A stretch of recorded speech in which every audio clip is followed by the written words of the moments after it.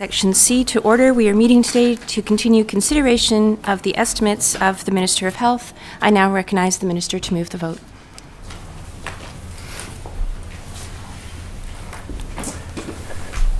Thank you, Honourable Chair. I move vote number 32. Resolved that a sum not exceeding $25,308,645,000 be granted to Her Majesty to defray the expenses of Ministry of Health, Ministry Operations to 31 March 2023.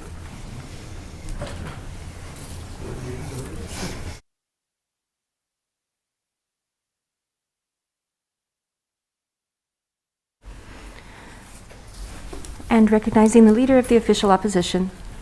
Thank you very much. Good afternoon to the Chair and also to the Minister and his staff. We're going to pick up where we left off earlier this morning, and I want to just, in thinking through the discussion we had about the Health Human Resources Strategy, I guess the question I have is, we talked about who'd been consulted and what lenses had been applied, and we're now told that we still have to wait until September for the release of the report. My question is, why is that?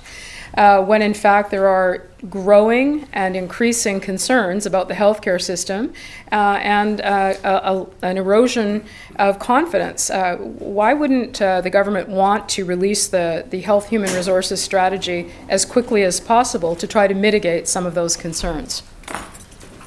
Minister. Thank you very much, Honourable Chair. I think as we discussed before lunch, what's required is the strategy, of course, but also the actions.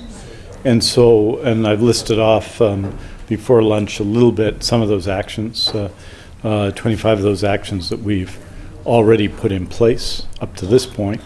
And those include most recently the expansion of nursing spaces to 602 new nursing spaces, the change on internationally educated nurses coming up soon. Spaces, so this is the training component of it, around health sciences profession, the massive increase in training for healthcare assistants and of healthcare workers, and all of the other actions that have been taken that take part in this plan. So we saw the need for that, and we're taking immediate action, even though they're part of a strategy we're laying off later. We're not waiting for the strategy to take the action.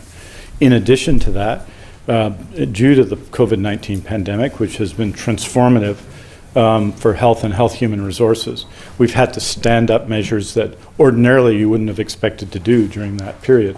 The first and then the second number of contact tracers, which is about 15 across the 1,500, I should say, across the system. The significant challenge to healthcare capacity, which was the vaccination campaign that's now come to include, of course, pharmacists across British Columbia. And all of the other steps have been taken, particularly in long-term care and in building out health professions. These have been massive, unprecedented steps to improve the quality of work for healthcare workers, the repatriation in some sectors, the leveling up of wages across the long-term care sector that affected both public and contracted providers. All of those steps have been taken. So we have not been waiting, quite the contrary. These are significant steps that have been taken and will continue to be taken. So that the strategy, when it's laid out, will include those steps and others that will be taken after that point. In terms of what we're going to do and how we're going to implement it, we'll obviously have a coordination center, and the member has made the strong case, which I agree with, for regular metrics so we can judge progress as we go forward. So the reason why we're going forward in this way is because of the COVID-19 pandemic, I think, which delayed us, the significant efforts that were made in that pandemic, the immediate health human resources urgency of taking action, and I think we all saw that action occurring. But that didn't stop all of the measures we're taking and will continue to make that are necessary. As I noted earlier, in order to do surgical renewal, it wasn't a matter of just providing the money. We had to train up and increase our capacity of anesthesiologists, our capacity of medical instrument technicians, our capacity of surgical nurses, and we saw those in the past year. A net increase of 299 surgical nurses involves a lot of training, a lot of effort, a lot of work by everyone in order to meet the goals with that surgical renewal plan. So that's what we've been doing. It's about taking action, and taking action has not been delayed by the delay in introducing the overall strategy. But that's going to be, we would expect September, and I think that will be very helpful. But that's not going to stop us from, in May and June and July and August, taking actions that are necessary, because there is urgency to this, and urgency not just in the immediate, what's facing us in acute care, for example, right now, but immediate in the terms of you lose, if you can't afford, when you're training people who take a long time to train, to delay further. So that's the reason we've taken those immediate actions, and that's why the plan, which I had said straightforwardly, I think we had this discussion before lunch, would be available in the fall of 2021, will be available around September 2022. Member. Thank you to the Minister for that response.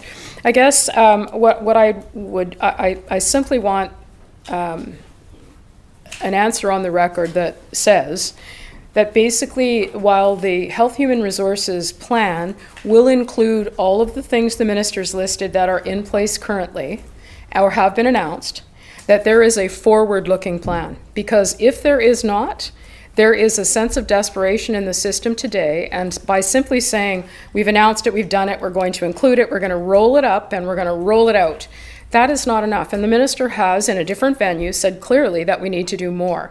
So I just want the Minister to confirm that there will be more to deal with the emerging crisis we have in the healthcare system. Minister. More in two ways. When announcing the 602 spaces doesn't have immediate impact in and of itself. The 602 spaces filled with future nursing professionals, that has an impact.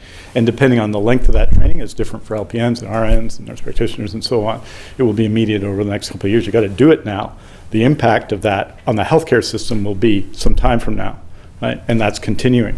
Just as increasing the number of residency positions, which has a more immediate impact than new, say, medical school positions, because of course, you're already at a point when you're getting to a residency position, that will have an impact too. So the sooner you begin, the sooner you see the impact. And then you have to sustain that over time. Because it's one thing to say you're having the spaces. I mean, when we announced the HCAP program, which is really significant in long-term care and had an enormous effect in the last year. But, you know, announcing that, saying we could do the numbers doesn't get you the numbers. You have to have the bursaries in place, and they have been. You have to have the relationships with the providers. You have to get it done. In other words, the announcement of the plan, and the Minister knows this, the member, I should say, the former Minister knows this, having announced plans, is that implementation obviously is a huge challenge, always. And so the plan will include those elements that are forward-looking and include other elements, of course, but also when you're making these decisions, I think the decision around the repatriation of contracts, for example, is an important health human resources question, because how, if we were going to treat people with substandard wages in a whole sector of people, are you going to recruit more people to clean our hospitals and provide food in our hospitals at a high quality rate? You're not going to be able to do that. So the impact of that will be felt especially over time. And there will be benefits to existing workers and in terms of their retention and being in those positions, but over time, your ability to recruit to all those necessary positions. So that's why you have a plan, which is to do that and then to build on it. And it may be necessary to have more than 602 spaces, right? But those are the ones that we've created that can be staffed and filled and go forward with now. And so that's the nature of the plan. And the reason we've proceeded with HCAP and repatriation and leveling up, which was COVID related, and the nurses announcement and the IEN announcement, is to have an impact, and some of them is immediate, but most of the impact will be felt a year and 2 years and 3 years from now. But if we don't do it now, then we're going to be worse off a year, 2 years, 3 years from now. Member. Well, thank you. And I've decided to take a bit more time on the Health Human Resources strategy, because I think it's, despite the pages of questions I have, because it is critical to the entire system and to making sure that British Columbians have high quality healthcare whenever and wherever they need it. I want to, so I appreciate that, and as I understand it then, it will be more than a compilation of what has been announced, although some of those initiatives are longer term in the making, but that there will be a forward-looking strategy that says we have a problem and we need to think about it not just now, but in the future. I want to focus in for a minute or two on recruitment and retention, because the minister and I walked through what was arguably an agreement in terms of the kinds of components that need to be in the strategy, and he and I pretty much aligned on what we thought should be in it. But I wanted to reflect on a couple of things that the minister said earlier, and one of those things is that it's a big province and it's not one size fits all. There are very different circumstances, and it would be very unfortunate if there was a one-size-fits-all solution to what people are facing.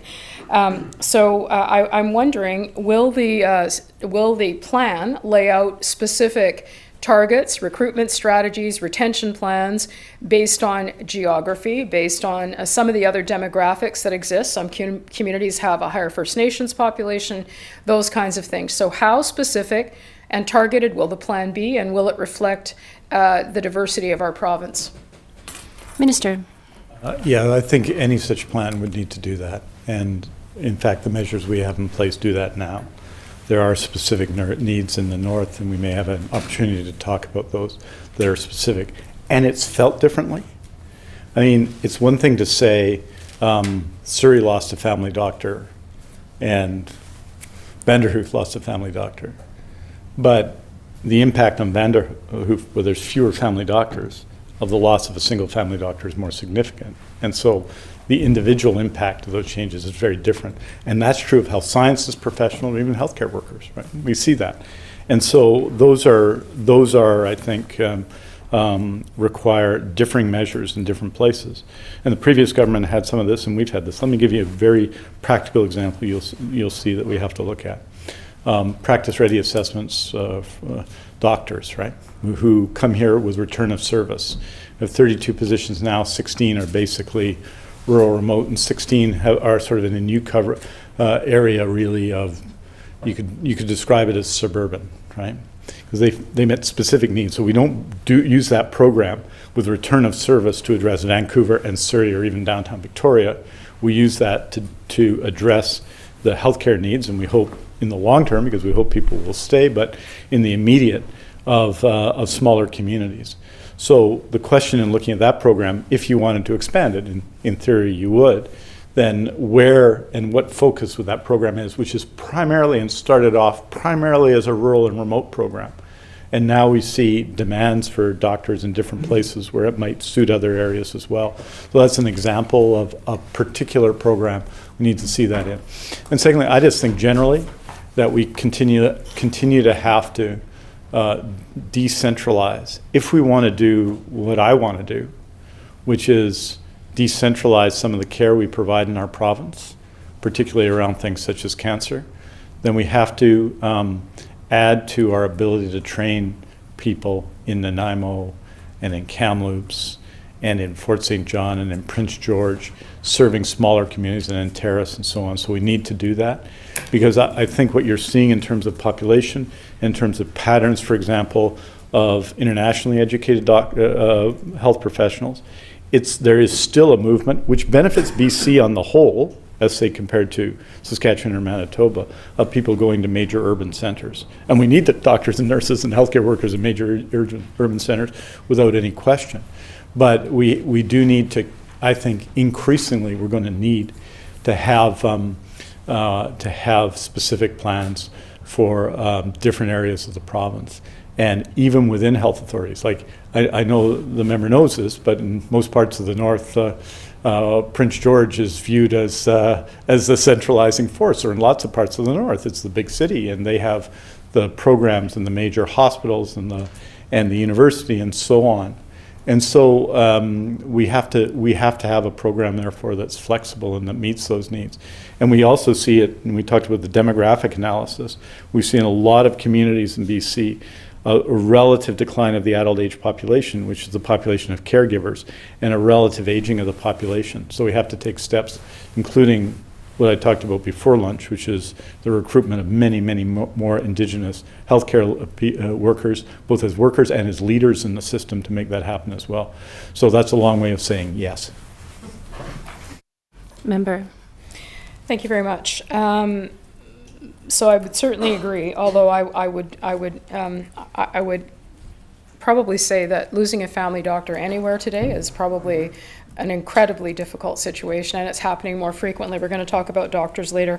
I do want to talk about, though, so I'm appreciative of the fact that the minister, and I know he knows the province well and knows that the situation is different in different parts of the province, so I will look forward to seeing a plan that looks and respects geography and diversity and very different demographics, because that's going to be critical to the future planning process. So I want to just make sure that when we look at the plan that's going to be presented and looking at recruitment and retention, recruitment in particular, has the ministry and all of its partners done modeling to be able to understand what our needs are in 5 years, in 10 years? Has that modeling been done? We had a conversation this morning about, well, there are factors we don't know, and one of the biggest factors is how many healthcare professionals are going to leave the profession before them. And there's probably going to be a significant number of them unless we sort out the retention issues at the moment. So has there been 5 and 10 year modeling done so that the plan looks out that far?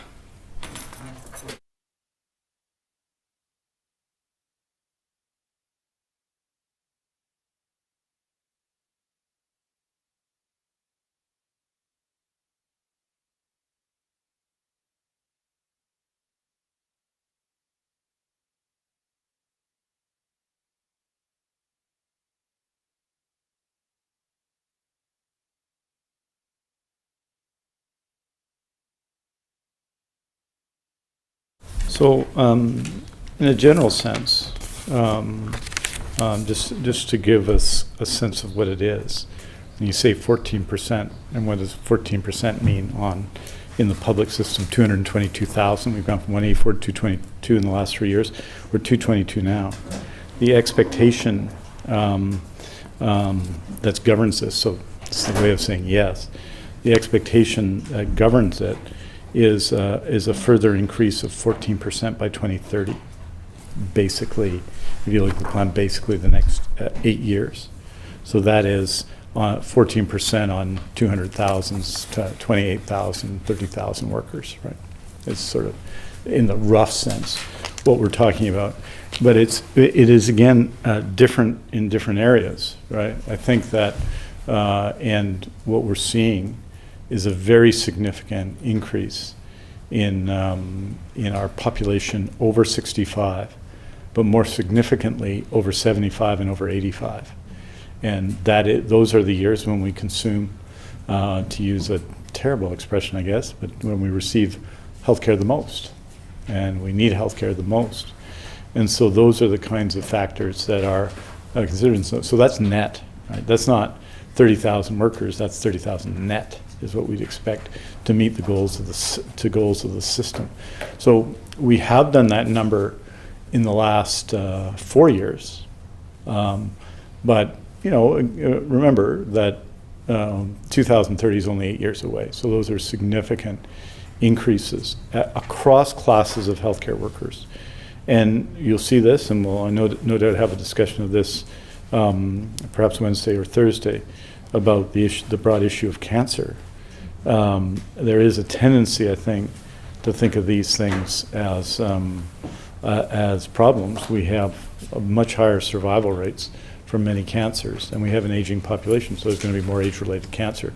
So if reasonably, by the mid-2030s, we're going to have 54% more people living with cancer, that's going to mean all the elements of cancer care are going to be adjusted for that. So the answer is yes, we do those detailed analysis, are at the basis of them, and we do them in consultation with other key ministries, in particular advanced education, to lay out what we need in this area. But I think as a society, I'm not going to put a time frame on this, I mean all governments over 25 years have not met this test of training for healthcare, just in a general sense, and we got to meet that. And that's why these increases are so important now, and to build consensus and public support for them, because the public, of course, will have to pay for them, but the public also will need, and people will need the care provided. So I think we need to do that. We need to do that in different regions. So yes, It's based on that kind of work that's not done by us alone, but by us and other ministries, and on the training side in particular, the Ministry of Health in coordination with the Ministry of Advanced Education. Member. Thank you very much, and thanks to the Minister for that answer. I want to just explore recruitment for a moment from a different perspective, because it speaks to the need for the Minister, the government, to work together on recruitment of healthcare professionals. Part of the challenge, the Minister himself referenced it this morning, is housing. It is childcare. It's the whole issue of, is it affordable to live in British Columbia? So, for example, recently the CEO of the Healthcare Foundation at Royal Inland Hospital, for example, said that they were reaching out to agencies across Canada to try to bring nurses to British Columbia. And nurses sign up with agencies, say they're willing to go to someplace in Canada, Kamloops, for example. Part of the problem is there is no housing. They are having the most difficult time trying to find housing. So I'm wondering what strategies are in place with the Ministry of Health to actually find a way to work with municipalities, with other ministries. If we're going to recruit people and nurses in particular to British Columbia, they need a place to live. They need to make sure their children can be taken care of. So what kind of cross-ministry work is being done? What kind of work is being done with municipalities to deal with those issues?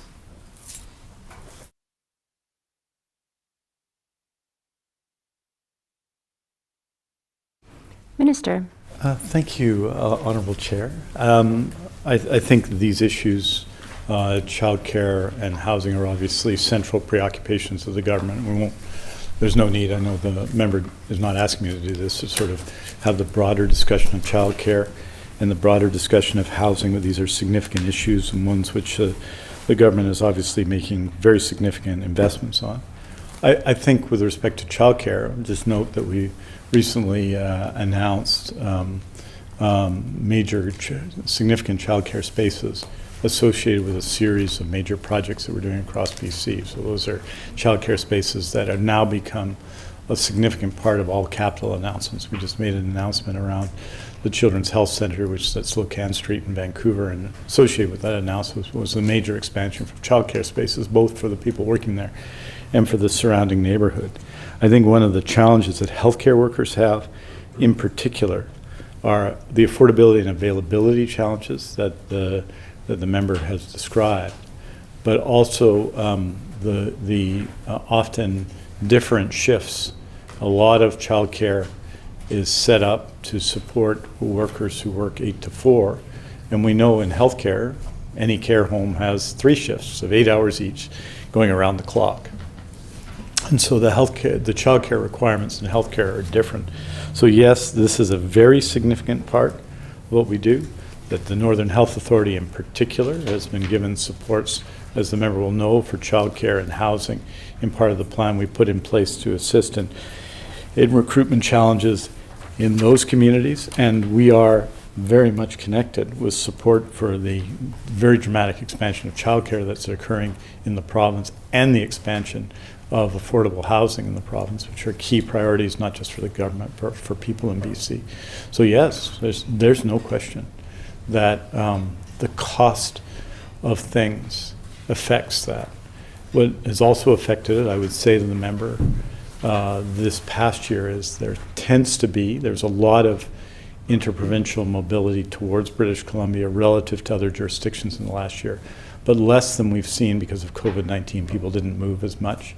And this really affected, less so the Northern Health Authority and the other health authorities, really affected the Interior Health Authority, which generally gets many more new employees from other parts of Canada, and that definitely affected it. But the childcare question is one of the reasons why the Minister responsible for childcare is putting together implementing a broad childcare plan for all people in BC, because it's important not just for healthcare workers but for everyone. And there's some specific parts of healthcare that we support and include and present and are different for healthcare workers than for others.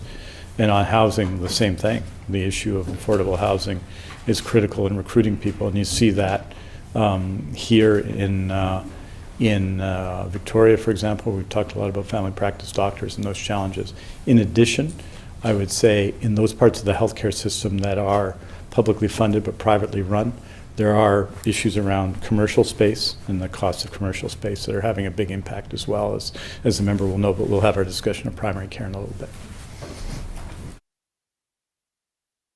Much, and I certainly wasn't intending to have a discussion about government's overarching housing strategy, but it is a recruitment tool. If we cannot find places for people to come and live and be cared for, they are simply not going to come.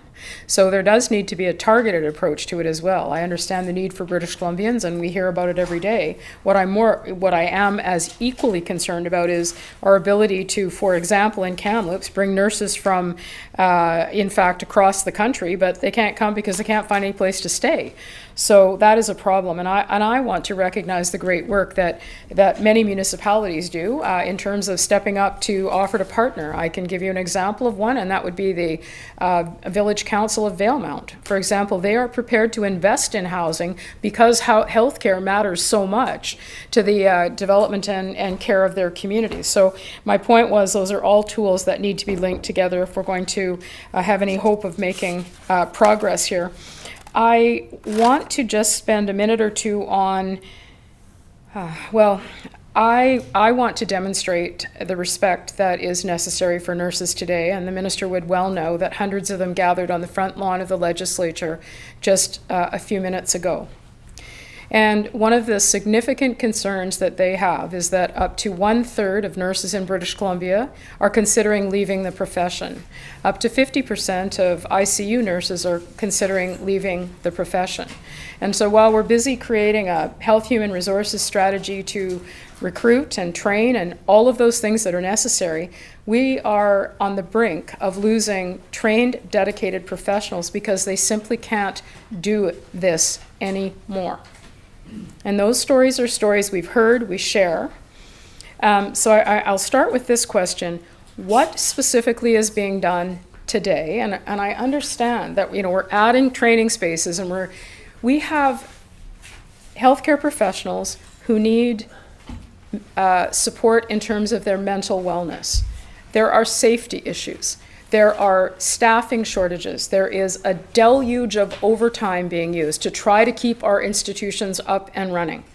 What specifically can the minister say to nurses today that is being done to care for them? And from their perspective, it starts with respect. They feel disrespected. Now, I know that's not the minister personally because I've known him for years, but the reaction, the approach leaves it an impression that they can tell their worst nightmares and they don't register.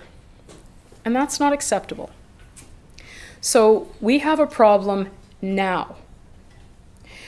So I'd like to know what specifically is being done to deal with the major concerns about retention, mental wellness, physical wellness of nurses who are saying, we're done.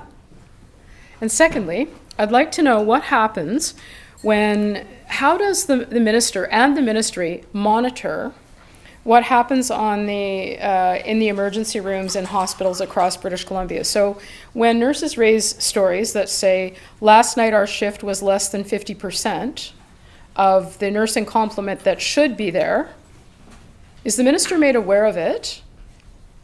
What does the health authority do? I don't for a moment believe that nurses are going to exaggerate or create stories about the fact that there may be one nurse for 9 patients.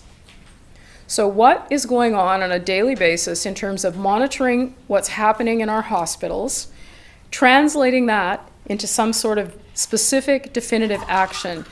The minister knows nurses are at the breaking point, along with other healthcare professionals. So maybe he can just walk me through what kind of monitoring goes on, what happens at the ministry level when they get the panic-stricken phone call from Royal Inland saying, we've only got 50% of the nurses we need.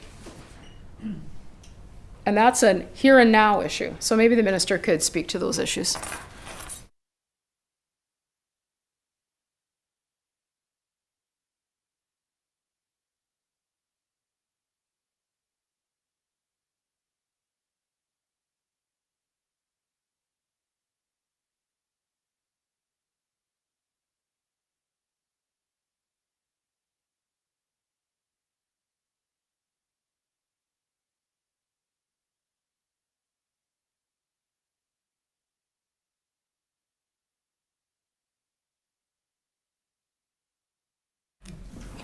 Minister. So, first of all, I think I had the opportunity to express this a little bit in question periods. We talked about Royal Inland, but this is true in Royal Inland, it's true in Quesnel, it's true in Port St. James, it's true in Vancouver, that this has been an extraordinary time. And, you know, this past week, or the week, most recent week, we have data on healthcare absences. April 25th to May 2nd, 17,966. What is that number? That's number of healthcare workers across the system who are away for at least one day in that week, principally to illness. And this is massively affected by COVID-19. It's about 11%, so you know there are a lot of healthcare workers, put that in context. But on a given time or in a given place, that's not equally spread out in every facility across the province. The COVID-19 pandemic at times has been very difficult in Fraser Health, at times in Vancouver Island, and at times in the north. And those times are not all the same, and it's not all the same everywhere. So what we're facing right now with that level of absence is something that healthcare manager and healthcare workers are adjusting to every single day. Every single day, I get reports on the number of visits to emergency rooms, the number of ambulance paramedics calls, the impact that has. And that's the reason we've taken some of the actions we've taken. I mean, the decision to delay non-urgent scheduled surgeries was related specifically to that. We didn't do it because we couldn't do the surgeries. We did it because we wanted to initially in March and April decant the hospital to a degree so that there would be fewer people in the hospital because we didn't know it was coming. In times such as January or in the whole health system, in September and October and November, in the Northern Health Authority, the Interior Health Authority, we wanted to reduce the pressure. So if you're running at Royal Inland, as we did, I think, checking this morning, at 281 on a base bed capacity of 258 and 20 surge beds, you know, they seem like numbers, but that's one thing. When you're running, as we have at Royal Inland, at 294, 295, 296, when we had COVID-19 wildfires and or floods, when in effect we were transferring healthcare from Merritt, some cases from 100 Mile, from communities around to Kamloops. Those are, for someone such as me in any event, who looks at the numbers, I see, and I think everyone has to understand that we see the people in those numbers and respond to it. So we've got healthcare managers everywhere responding every day to those circumstances. And they have been unusual circumstances. Usually these things can be predicted over a course of the year. Yes, there are more absences in respiratory illness season, November, December, January, but in general, it's been in those years, those things are predictable. It's not now. So we are, members right, increasing the number of healthcare workers by 30,000, but also facing these circumstances which can affect a particular care home or a particular hospital very significantly at a given time. We discussed last year in this room in these estimates what had occurred at the Little Mountain Care Home, which is now being directly run by Vancouver Coastal Health. It was a nonprofit at the time. And that 91 Vancouver Coastal Health workers were moved there to support care in that care home, including a vice president. And a very significant number of those got sick. And they didn't go in to do, they weren't directing, they were providing care and supports. And so that's the thing those are the things the system does every day. So when you ask, do I hear it when people are raising their voice? Well, it's important that they raise their voice, and I hear them. And I was moved, as I know the member was, to be part of the vigil last night, and in my personal meetings with nurses and nurses in my community as she meets with them, all those things are true. But we see this every day, constantly. It's one of the things that the member will remember for her time as Minister of Health, and I certainly do in this time, in this exceptional period in particular, how at particular moments in small hospitals and bigger hospitals, how difficult it is. And I see that.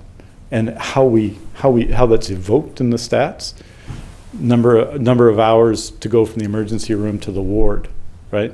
Which is effects of other factors. These kind of measures tell us that the overall arrival of in the emergency room, which has been relatively stable, but is in fact increased in recent times as people have returned or felt more likely or willing to go to the emergency room.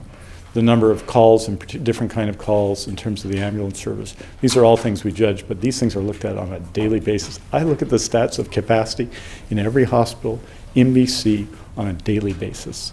And well, they're just numbers on a page. I hear the voices behind them, as I know the member does. Member. Well, thank you. And in the essence of time, I'm going to move on. I'll come back to nurses later when it comes to things like safety. But I do know this, that if we do not provide resources, support, care, and respect for healthcare professionals today, it is going to increase the gap between the number we have and the number we need. And it will make the challenge even greater for us to deal with the system. And not only that, we have said continuously and repeatedly that all of us appreciate the work that they've done, but I think there are times we underestimate the personal toll that has been taken by people.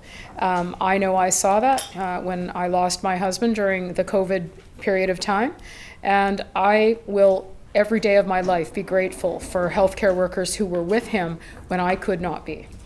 And they, as I said to many of them who reach out to me, that there are thousands of us and families who were impacted in that way. So it is our responsibility to make sure that they are cared for and shown the respect that they deserve. I'm going to move on to foreign credential recognition. Both the minister and I agree that that is part of the strategy. Before I do, though, I would just want to make sure that in-migration is being considered when we look at the numbers and the projections and the modeling that has been done when it comes to health human resources. Minister. Yes, we've been through, we're in a period now, I won't take too much time because I know the member's looking for a yes/no answer, but I think when you're tracking it over 10 years, you have to look at 10 years. We've had a very high period of immigration in the last short while. Over periods, we've had periods where there's been a net loss of population, but in general, people are coming here. And often they're coming here in their retirement years.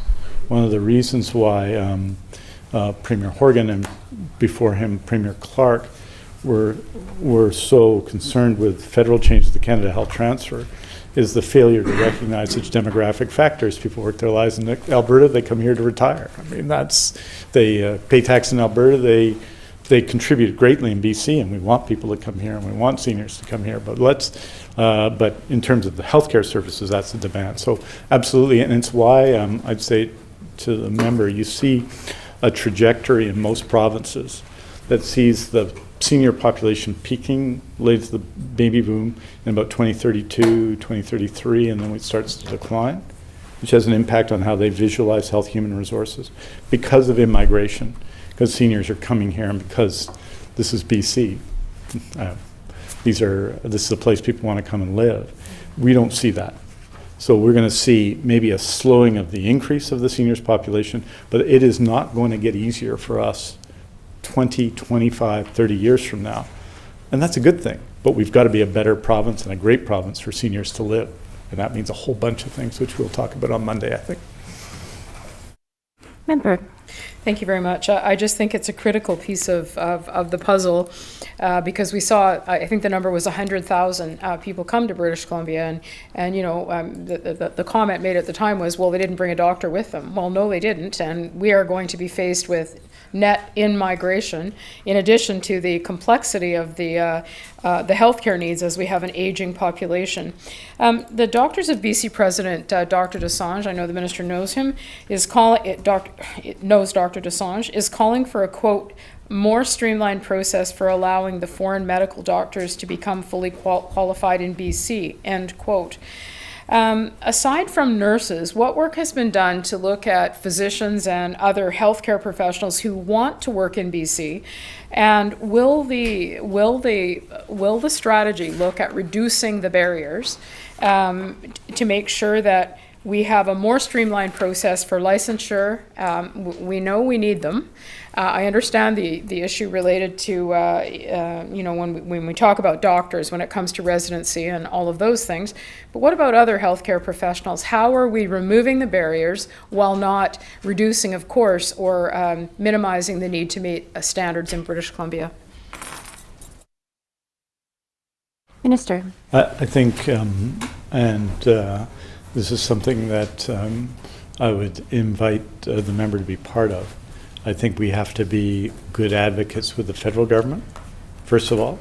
And it's not just the federal government, so I'm not laying this off on them, I'd say to the member, but I'd say that's part of it.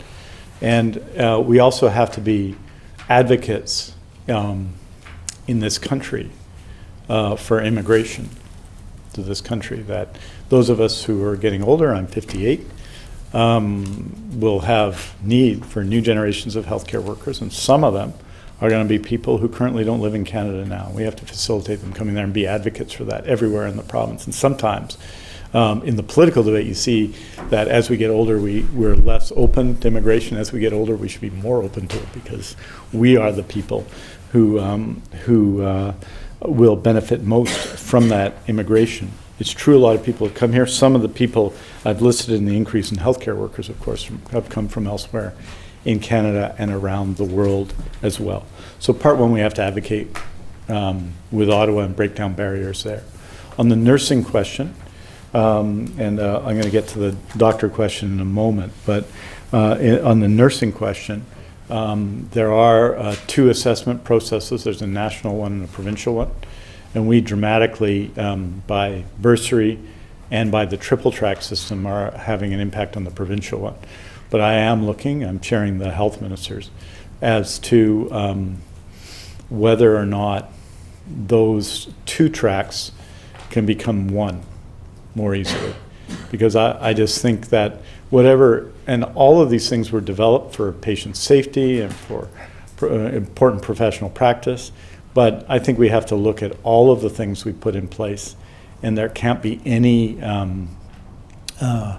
sacred organizations. We have to look at it to speed efficiency, and that's true at the national and at the provincial level in terms of how we deal with that. With respect to doctors, international medical graduates, I think absolutely Dr. Desange is correct, that there are measures we can take to reduce, and remember, the College of Physicians and Surgeons is not an abstraction. It's made up of doctors, and it's made up of public representatives on its board. And the system has been developed because doctors want to maintain those high standards. And so sometimes the college gets criticism, but in fact, the college is, in many respects, the profession, and works very closely with the profession, as we do in managing the healthcare system. But I think, firstly, we clearly need to look at more spaces, right? And that's an important thing in terms of both practice-ready assessment and potentially for international medical graduates, principally those who are Canadians who've gone abroad to get their medical degrees. And we have the 56 positions now in our residency programs that the member will be familiar with. The practice-ready assessment program, that seems to make sense and will particularly assist us, I think, in different parts of the province where there's significant need. I agree with the member, there's need everywhere, but there are qualitative differences between that needs in a rural area. And the pressure when you have someone on a return of service for 3 years, and it's starting to get closer to 3 years in that community, is significant. And the member represents some of those communities, and she knows that better than I do. With respect to, we've also created a category of physicians called associate physicians. It's a class of representatives for people who are not now eligible for a full or provisional licensure. And that was developed the idea was developed in the first year of the pandemic, and we've worked closely with the Health Employers Association, with Health Match BC, and with the college, of course, to address that question. And there's 4 service areas that have been identified in that area of associate physician for initial placements: internal medicine, and that's particularly in the Northern Health Authority; cardiology, that's principally in the Fraser Health Authority; the NICU, at BC Children's Hospital and the PQ at BC Children's Hospital. And I would also say that health authorities need to be able to respond with the placement of those positions. We're now at the point where we're going to be able to take those into the system. That will allow a whole bunch of people who are not yet qualified to be physicians but have received substantial training as physicians to be able to contribute in the system. It'll be a class of registration for international medical graduates. So that's one thing specifically we're doing for that group. A lot of the rest has to do with creating either residency spaces or increased spaces. We're looking at those things as well to work with those classes of international medical graduates. And I think I would say that sometimes, as again, the college gets criticized for what it would view as a maintaining of professional standards, but they've been very much involved in these very significant reforms that I think are going to help improve care everywhere. Member. Thank you, Madam Chair. The Minister anticipated my next question because it was about associate physicians. One of the things I'm interested in knowing, to the best of my understanding, I don't think anyone has been given the title of associate physician at this point. Can the Minister confirm whether or not we actually have any? And also, how many would he anticipate will be able to be integrated into the system, for example, in the next year?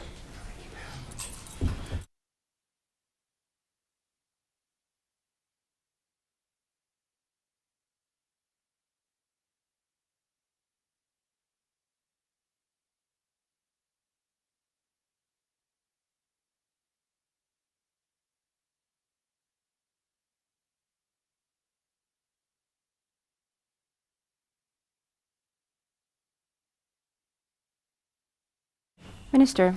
Soon. We've been working in partnership with the college and with Health Match BC and the health authorities to develop, as you would expect, all the policies that need to be in place when you're creating a new class of registration for health professionals. As I say, as of April 25th, those areas of priority, initial areas of priority have been identified. The initial recruitment will be in the summer of 2022, so in advance of the plan, but it'll be part of the plan. And we're expecting that initial recruitment to be in the neighborhood of 50. Should be said, if you look at all those who are would be broadly eligible, not wanting to do it, but eligible, it's around 300 people in BC. Member. Thank you. Maybe just one follow-up question to that. So we have an initial potential intake of 50 in looking at the summer of 2022. Is that when they'd actually physically be available, have the title of associate physician, and be able to actually be utilized in the system?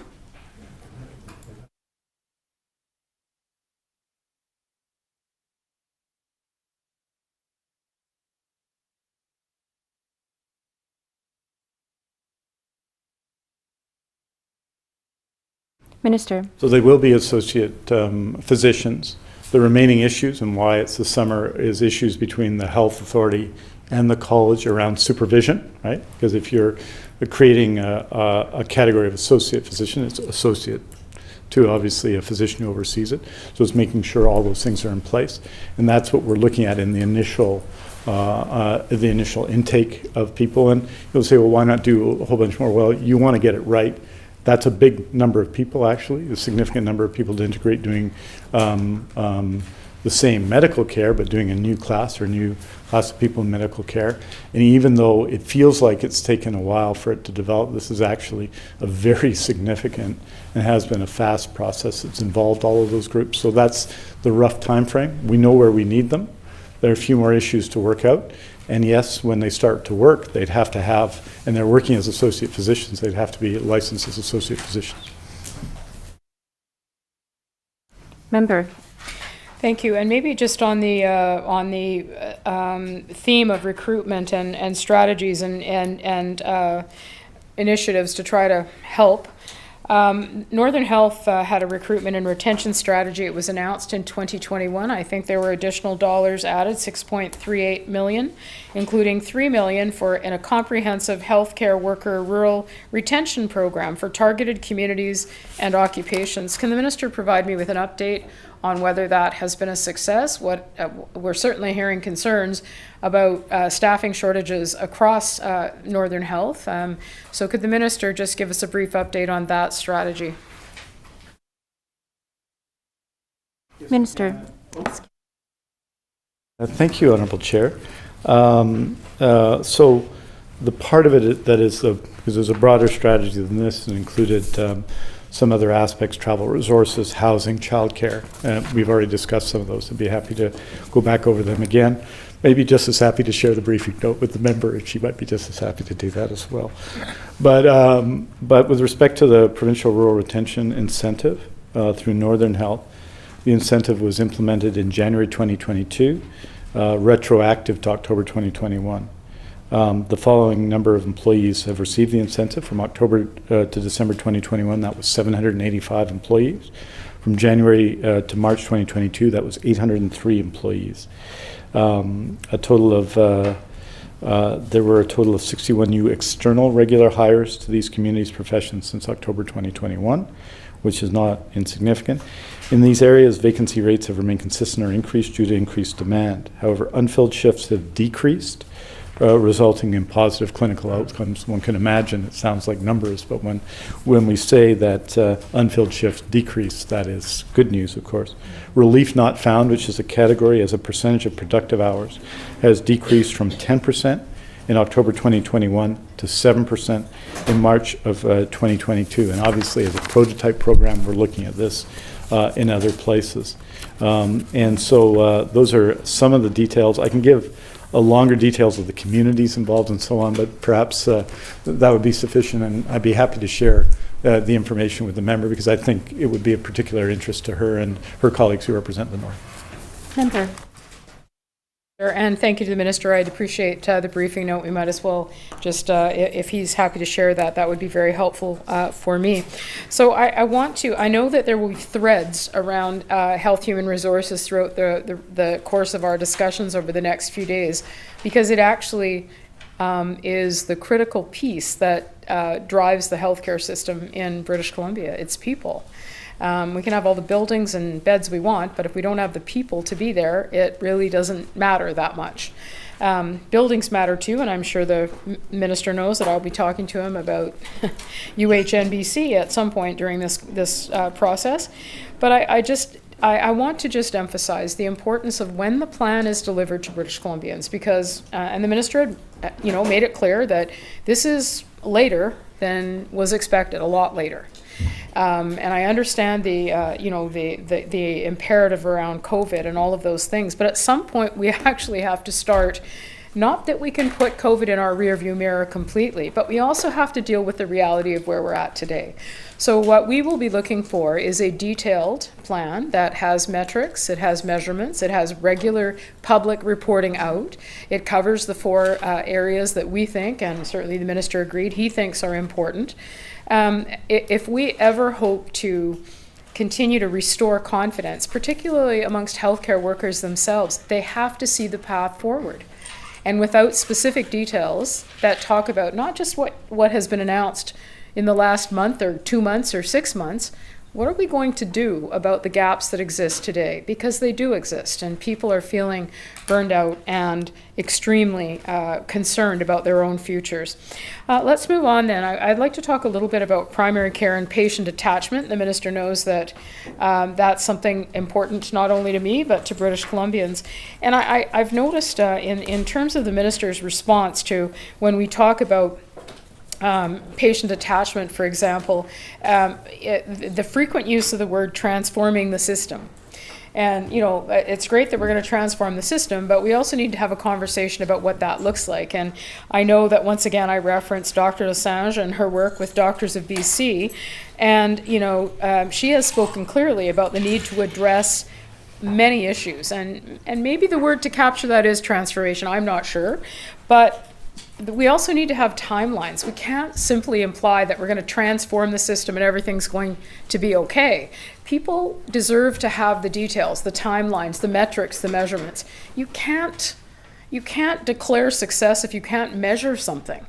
And so I want to start with a bit of a sense of when the minister talks about transformation, what exactly does that mean? Is there a timeline? What should we be looking for? What are the metrics? When will we know that progress has been made? Is the minister going to assign those targets, timelines, metrics? Are we going to know it's a success in 2 years or 5 years? There is such a need in the system for a sense that there is an underlying understanding of the issues that exist, whether it's with healthcare workers, whether it's with infrastructure. So, not that I want the minister to, tell me all of his life's dreams about healthcare. What I want to better understand is, that's right. What I want to better understand is, what does transformation look like? Are we going to be able to measure it? Could the minister just give us some sense of that? Minister. Thank you, Honourable Chair. And I think one of the challenges on the primary care side, which doesn't exist in some of the areas, is what the members talked about. Really, a lack over decades of effective metrics. I mean, over time, for a lot of people, the system kind of worked, right? But it was highly diffuse and decentralized. A lot of small businesses around the province who were doctors' offices providing care in different places. And so this before, when I came with my family to BC in 1969, we got a family practice doctor, Dr. John Robinson. I think he worked as a family practice doctor into his 80s, and he was our family practice doctor for 30 years. He was the only doctor in his practice. There were a couple more after a while. He'd occasionally have locums when he was away, and that's how it worked for us. And that's that system, that idea, which was foundational in the public health care system and delivery of primary care, isn't with us anymore. So over a period of years, we have seen an increase in what's called unattachment, but it's not well measured in our system. So this is true of the previous government, it was true of the government before that, it was true of this government. When we talk about attachment, when we talk about it in the House, we talk about other things, we're generally talking about something called the Canadian Community Health Survey, which is done nationally every year and lays out levels of attachment. So when we talk about those numbers, that's what we're talking about. And while that survey is valuable, and I'm going to go over what those numbers are, it isn't sufficient to what we need in healthcare at this moment in the 21st century. A survey, it doesn't give us enough sensitivity, it doesn't describe how you're feeling at 73, which might be different than if you're a healthy 26-year-old without children. Your need for a family practice doctor is different, and your response to that survey is different. So if you look at the period of the Canadian Community Health Service survey dating back to 2003, you see that in 2003, 10.6% of BC residents without a family practice doctor. That was 437,000, according to the survey. Okay? That by 2009, that was 13.2 and 582,000. By 2013, that was 15.5 or 718,000. And by 2017, it was 18.2 or 897,000. And in fact, other than 2018 and 2019, that percentage basically went up every year over that period. And that tells us a little bit about the challenge, that there's a momentum to this challenge over time, this challenge of unattachment. That's the first set of things we look at.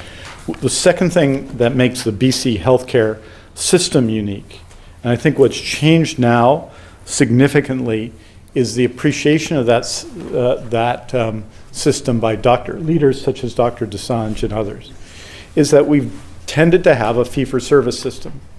And people are often down about fee-for-service, and you hear them critical of fee-for-service, but it has had its usefulness as well. I've been a critic of fee-for-service, as an opposition critic and as someone who's thought of the system, but we shouldn't underestimate the work done by fee-for-service doctors and what happens when one of them retires.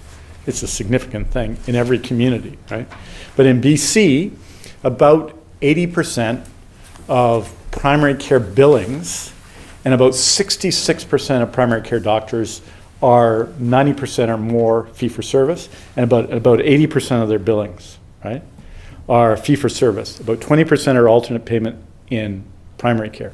This is different than in other kinds of care, surgical and specialty, where we've made real strides in the last 2 or 3 years in moving people to what are called alternate payments, which is often salary or a form of salary. And so we have that system in place. Ontario, it's about 46%. Note it's not zero.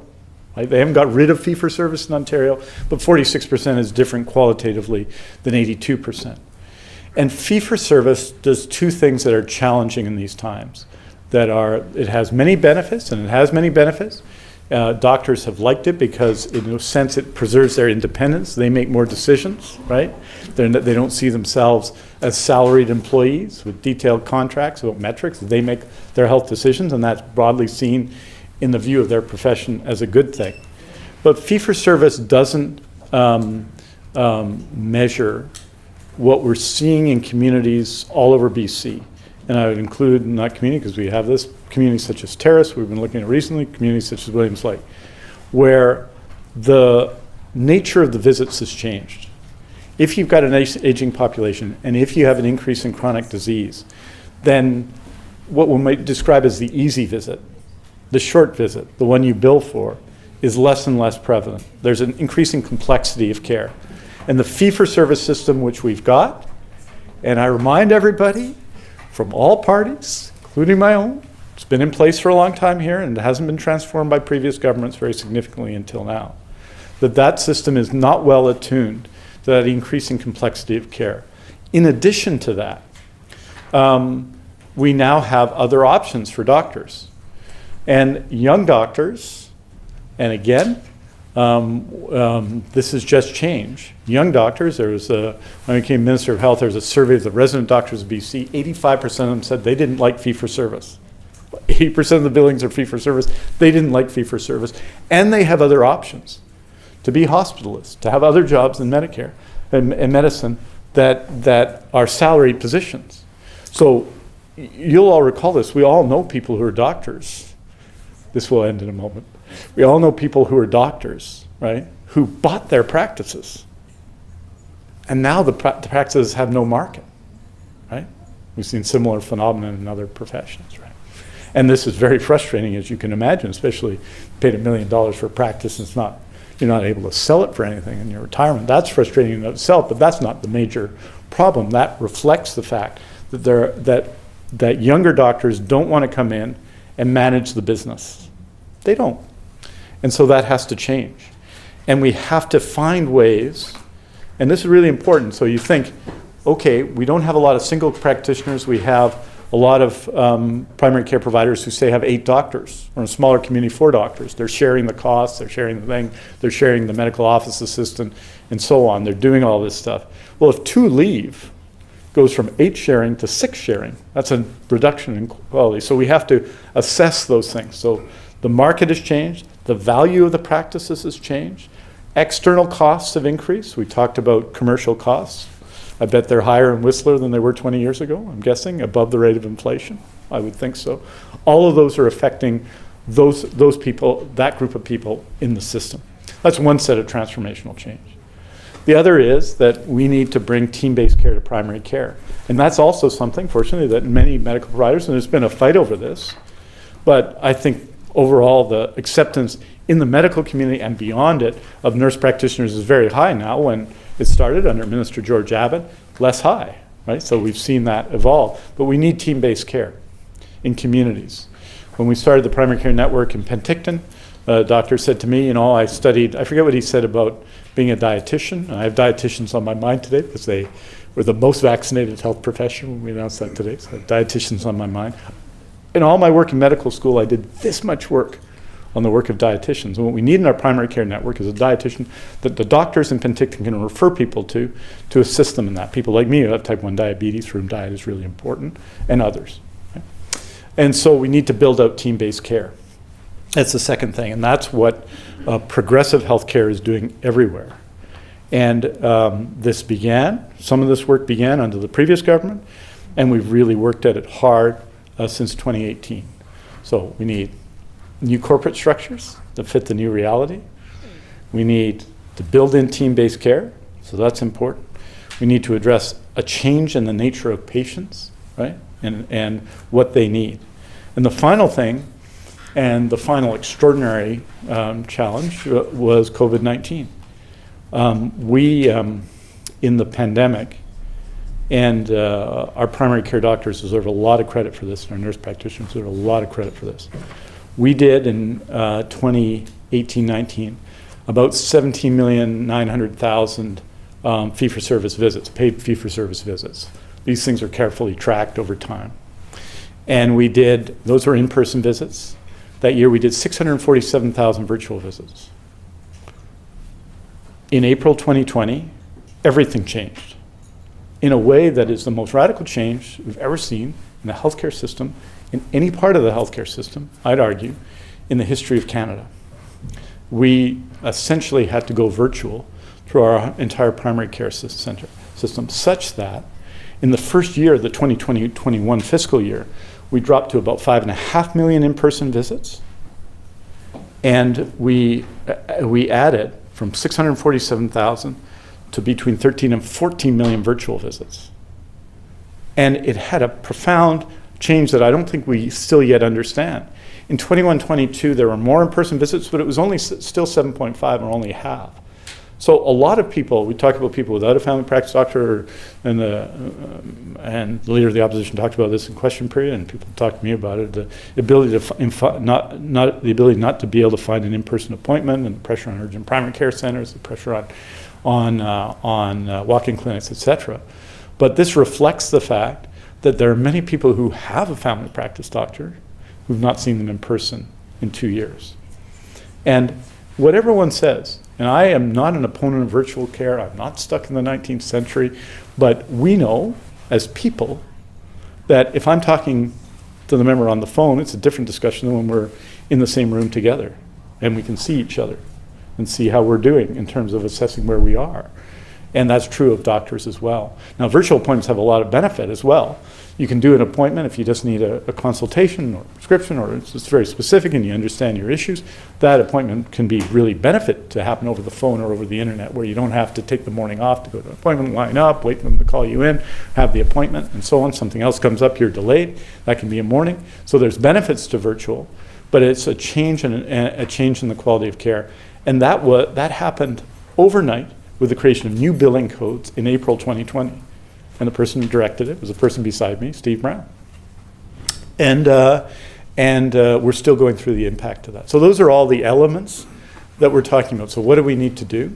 I think we need to continue to do what we have been doing with respect to team-based care, which is primary care networks that are developed in consultation with local family practice doctors that improve primary care, not just on the issue of attachment, but the quality of care, such that in Prince George, for example, the primary care network has added counselors and other mental health conditions and so on that support family care. They allow family doctors to take more patients because they can provide them the care they not spend 100 hours trying to find them a place to go.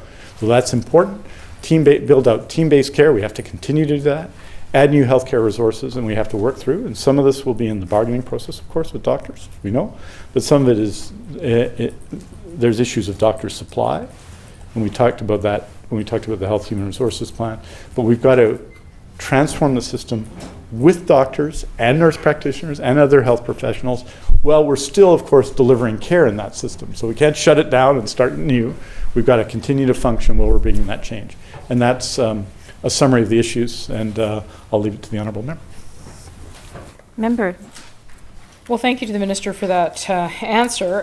What I want to do is sort of look at some of the specifics related to what might be necessary in the system. And I think the Minister would agree with me. I mean, I don't think anyone is opposed to team-based care. But when we're continually talking about transforming the system, what people want to know is that at the same time, they're still going to get the quality of service they need and deserve in the meantime. So we need to work through the issues that are emerging on a daily basis. I'm sure the Minister would agree that longitudinal care matters a lot.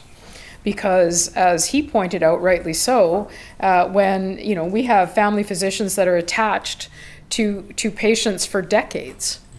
They can better understand from a prevention, perspective, all of those things. So, does the minister agree, or I mean, the numbers that I'm aware of in talking to doctors of BC and others is that we have, because when I talk about a doctor shortage, they will often remind me that it's actually the choices that physicians are making. In other words, there are 6,000 physicians, 3,000 of them, so half of them are trained in family practice, but they're not choosing to be involved in family practice. So would the minister agree that longitudinal care matters, that there are barriers, which he's noted, that exist for especially young med grads? They're coming out and they are not choosing family practice, even though they may well be able to have a family practice, because of the overhead costs, running a small business, the hours of work, all of the things that are expected. So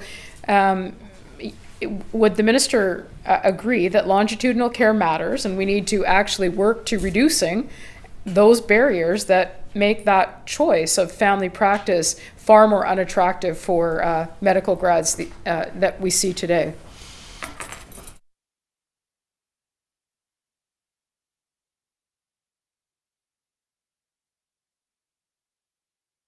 Minister. Thank you, Honourable Chair. And longitudinal care is critical, in my view. And it's critical not just because of the care provided. I mean, it's the purpose of the healthcare system to help us stay healthy and to live a high quality of life. And the importance of primary care in addressing the situation that occurs in hospital, or allowing seniors to stay at home and not go into long-term care. Longitudinal care is critical for that. And of course, at different times in our lives, we may have different need for such care. That's true. We need more care after the age of 60 than we do before the age of 60. If you have a chronic disease, you need more care than if you don't have a chronic disease. But longitudinal care is critical because, and we know this, in every area, whether it's nurse practitioners, whether it's doctors, whether it's other healthcare workers, if you know the person, then you can provide better care, better diagnosis, better treatment over time. So longitudinal care is essential to what we want to do. On the numbers, we are seeing, and we have seen, an increase in family practice doctors in BC, about 600 in the years that I've been Minister of Health. By the way, this isn't, I think sometimes people we attach things to a partisan lens that we shouldn't attach to a partisan lens. It takes a lot of time to train to be a doctor. And some of that is the increase in residency programs that we've put in place. We've made a 20% plus increase in the number of people in residency programs, and that helps. But of course, a lot of people trained to become a doctor started in the times of the previous government. So I'm not sure they should necessarily see that as a negative for them or a partisan part of the debate. It just is. The member is right that you have to ensure, and you've got to get the balance right. I'll just give one small example. Prior to my time as Minister of Health, a particular health authority decided to hire hospitalists. And they ended up hiring all the primary care doctors virtually in the community. It caused a primary care crisis in that community. It wasn't the previous government's fault, but it happened, and it happened with the best of intentions. We need to have hospitalists in our hospitals, but it emptied the primary care system. And if the incentives aren't right on the salary side, then the financial incentives to go into primary care are less, and it's just natural in life. It's just natural in life because I don't know. Wayne Gretzky gets paid more than Dave Semenko. Some people might think he's more valuable than Dave Semenko to that hockey team. I think that's probably true, right? That's probably true. Although Mr. Semenko had his value, although they weren't in healthcare, I don't think. But I think how we measure that out is one of the key questions. And it's a complicated question because it's, as the member will know, a co-managed system. And there are many different groups of doctors and so on. But one of the issues in moving away from fee-for-service in lots of areas of healthcare, including anesthesiology, that has proven effective and has allowed us to achieve some of our goals in terms of surgery, is a change in the way we saw those practices. And if it's the case that the incentives are wrong, the work is wrong, and the quality of work isn't as good, then we're not going to recruit people. So we've got to address that. So that means a lot of work together, and some of that work will be inevitably consultative and then directive of government. But a lot of that work is the work we have to do together with doctors themselves, and that work is ongoing and continuing, because you've got to get the balance right. And it's not just what the situation is now, but what the situation will be in 3, 4, 5, 6 years from now, when we're going to need more family practice doctors practicing in community and having a plan to get there. And that's what we need to do. And issues around the style of compensation, the amount of compensation, are clearly involved in that. And also how we're going to put into place new systems of compensation is important, because we obviously need outcomes in a system, right? We need outcomes in the system. So you can't move from one system to another and have a doctor have significantly less patients they're treating in that system, and you won't be making progress. You may be adding doctors, you won't be making progress. So we have to do both. So I think that is, those are at least some of the considerations that we have to look at in terms of primary care reform. And in terms of team-based care, we do measure it. And we have primary care workforce reports through communities of our primary care networks. We need to build out primary care networks because we don't have them everywhere. We have them in many communities now. And those networks are developed on the basis of work of local divisions of family practice in local communities. So they didn't come from me, they came from them, and then they're approved plans, and then they go forward. And they have made, and they continue to make a significant difference. And they're part of it. The urgent primary care centers are part of it. I'm sure we'll discuss those, so I'll leave that to the member to ask a question in a little bit. Community health centers, which are a new form of, an old new form of delivering healthcare, are part of it. And we have to build out Indigenous primary care centers, and I think we're going to talk about that on Thursday a little bit more, but it's part of the primary care plan. What we're doing, for example, with the Stehelas, is building out a primary care center that will serve the Stehelas and serve the surrounding community. A primary care center that will be run by Indigenous people but serve the whole community. That's the kind of reversal of power in healthcare that would be helpful in many communities, and we're going to see it, I hope, in many communities, including, I hope, in Williams Lake. Member. Well, thank you to the Minister. I think the most encouraging part of that answer was the fact that doctors need to be at the table. There needs to be a conversation with the people who provide the services, the people who are making the choices about what they're going to do in the profession are included. I want to ask some very specific questions. People want and deserve to have a family doctor if that is the choice that they make, and there is a growing concern across the province. One of the issues is that, we as we understand it, there are patients being kept on the roster of a specialist because they don't have a family doctor to be attached to, so they're not referred back to a primary care provider because they don't have one. So we're seeing that there are people that are attached to the roster of a specialist. And you can imagine the implications of that. How does that affect the specialist's ability and to deal with the patients that they need to see if they're carrying a large number of patients who don't have a primary care provider to be referred back to? So can the Minister tell me whether the Ministry tracks the number of patients that remain with a specialist because they have no referral back to a primary care provider?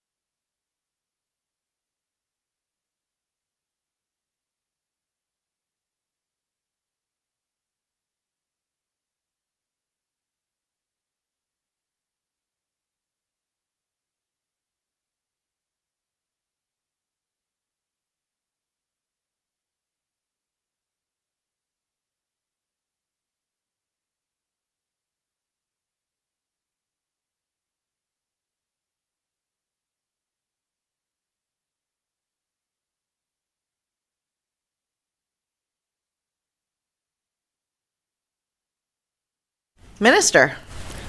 Thank you, Honorable Chair. We have a new Honorable Chair. Welcome. It's very good to see you.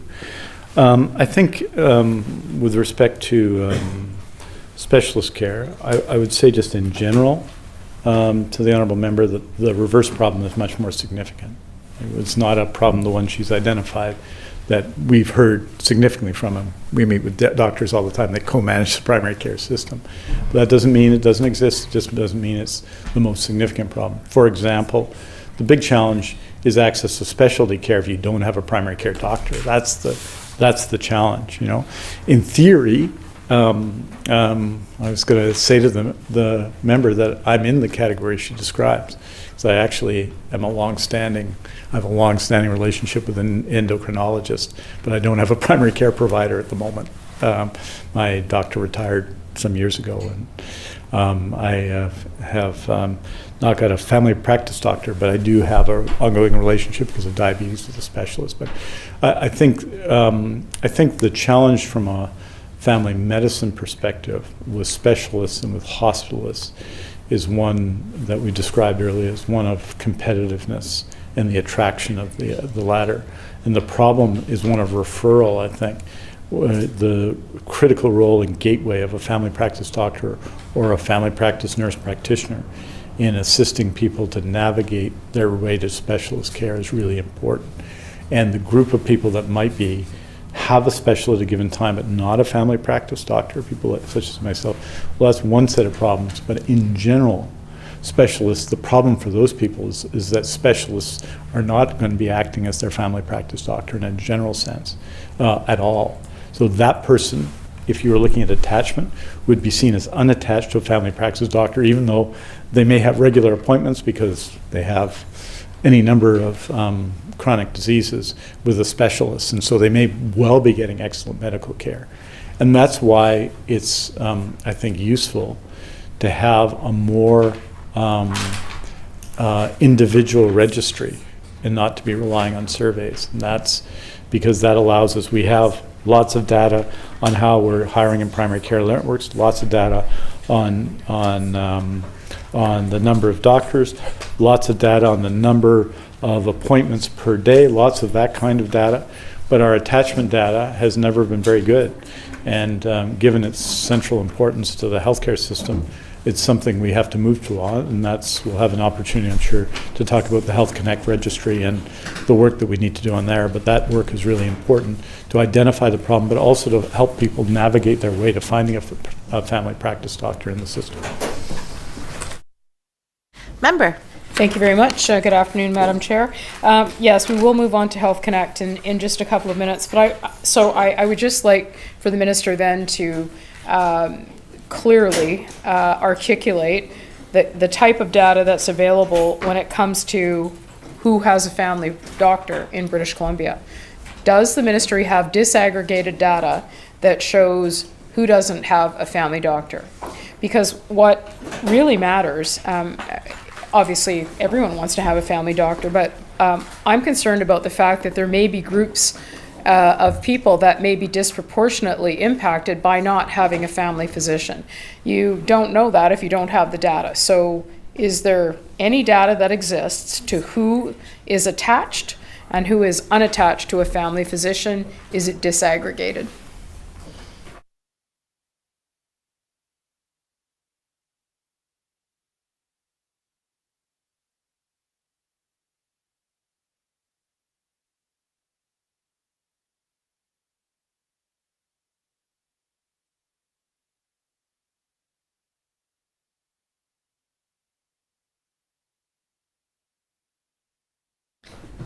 Minister. Well, it's a good chance to make the transition to the Health Connect registry, because the short answer to that question is really no. When we have a lot of data, because we pay for the billings, right? And those billings are associated with health numbers. So we have data and we have algorithms that track these things over time. But the main data that's used over decades in BC has been the Canadian Community Health Survey. And I've laid out what the results of that survey are, and we discussed them in the House.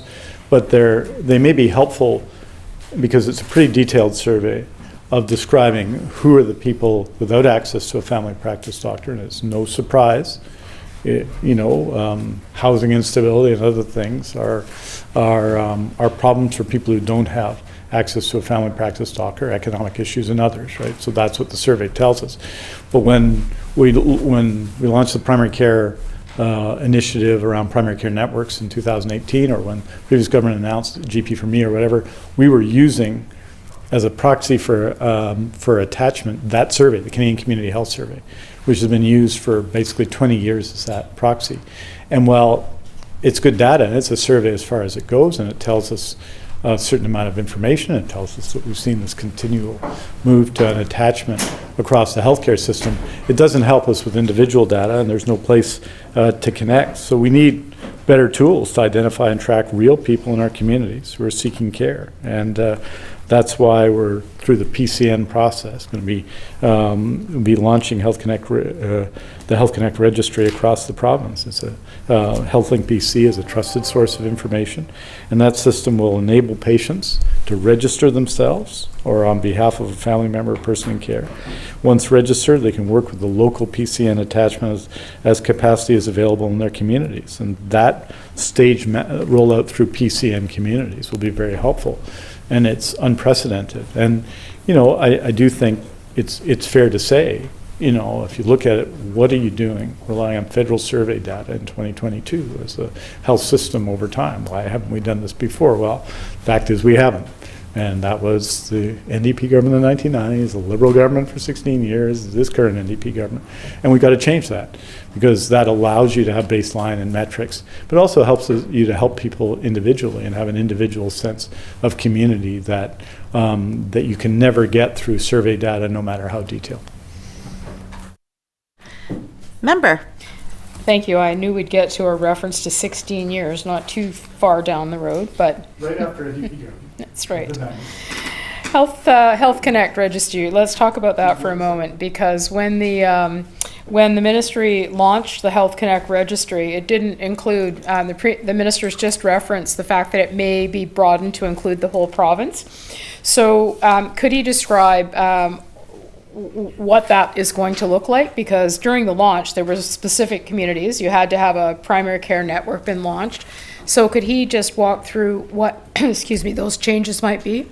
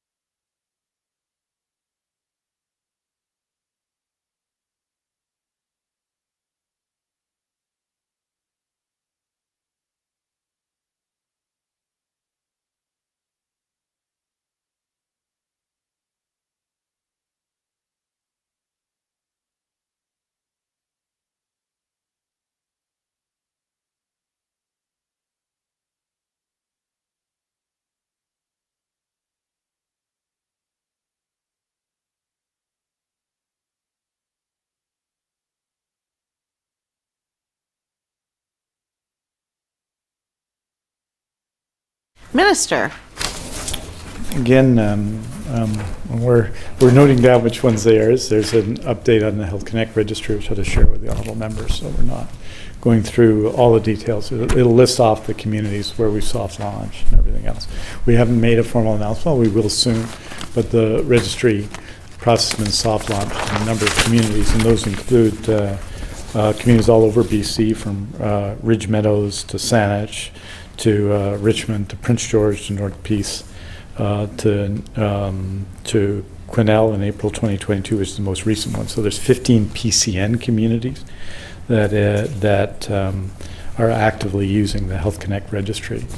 And the idea, in addition to information, and tracking is to actually do it where you have an active primary care network in place, so people aren't just calling and engaging and registering with you, but actually getting assistance and access to services. And that's why when you have a robust attachment process in place, as you do in many divisions of family practice and in many primary care networks, you can do that.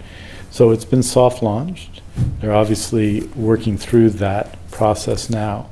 And I think that it's my expectation that as we build out the registry through communities across BC, that we'll see the results that will give people a chance to access, to provide us with information, to say we need a family doctor, and then have a system in place that responds to them. They're not just phoning us up and saying we need a family doctor and never hearing from us again, which I think would be a discouraging process. And so the Health Connect registry, they're currently, as of February 28, about 70,922 registrants. It's been soft launched. In addition to that, another 10,000 in Kamloops, because the original prototype comes from Kamloops. And that will be expanded out to new communities, Victoria, East Kootenay, Mission, Central Okanagan, over the next few months, and other communities such as Campbell River. So I'll just lay out, it just shows how we're going to do it, what the plan is, that communities are being onboarded now, and doing it through a primary care network makes sense in terms of being able to respond to people's real need for primary care. So that's what the Health Connect registry will do, and it will give us comparisons at a granular level, at a community level, of where we are and how we're responding to people in need of primary care. Member. Thank you. So is it the ministry's intent then to make sure that wherever you live in British Columbia, you'll be able to use Health Connect? And the timeline for that, perhaps the minister could outline that for me. And the most critical question, of course, is have any patients been attached after the, as the minister himself would describe it, the soft launch, because that's the whole point of the process. So how long to see the expansion across the province, and have there been patients attached as a result of the program?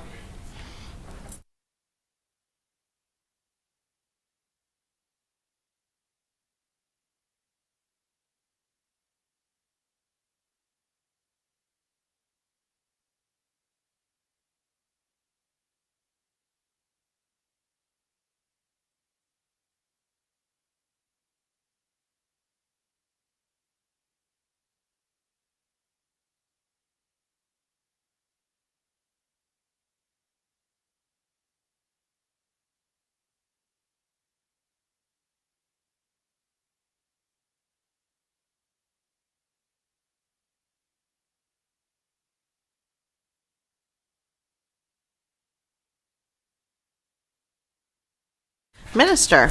So attachments through HealthLink is about 15,000.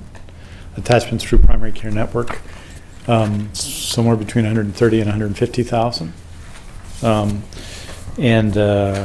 Obviously those are significant numbers. So HealthLink is a portion, and it's been soft launched in these communities.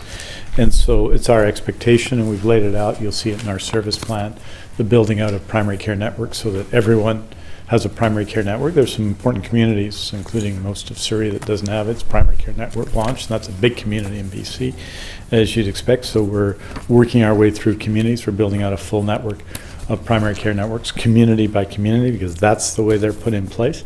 And Health Connect Registry will become part of all of those primary care networks. So yes, we want to build it out to the entire province. To be part of the process, you need to be part of a primary care network. And we're building those up rapidly. We're up to, I think it's 54 now. And there's, what is, about 30 to go?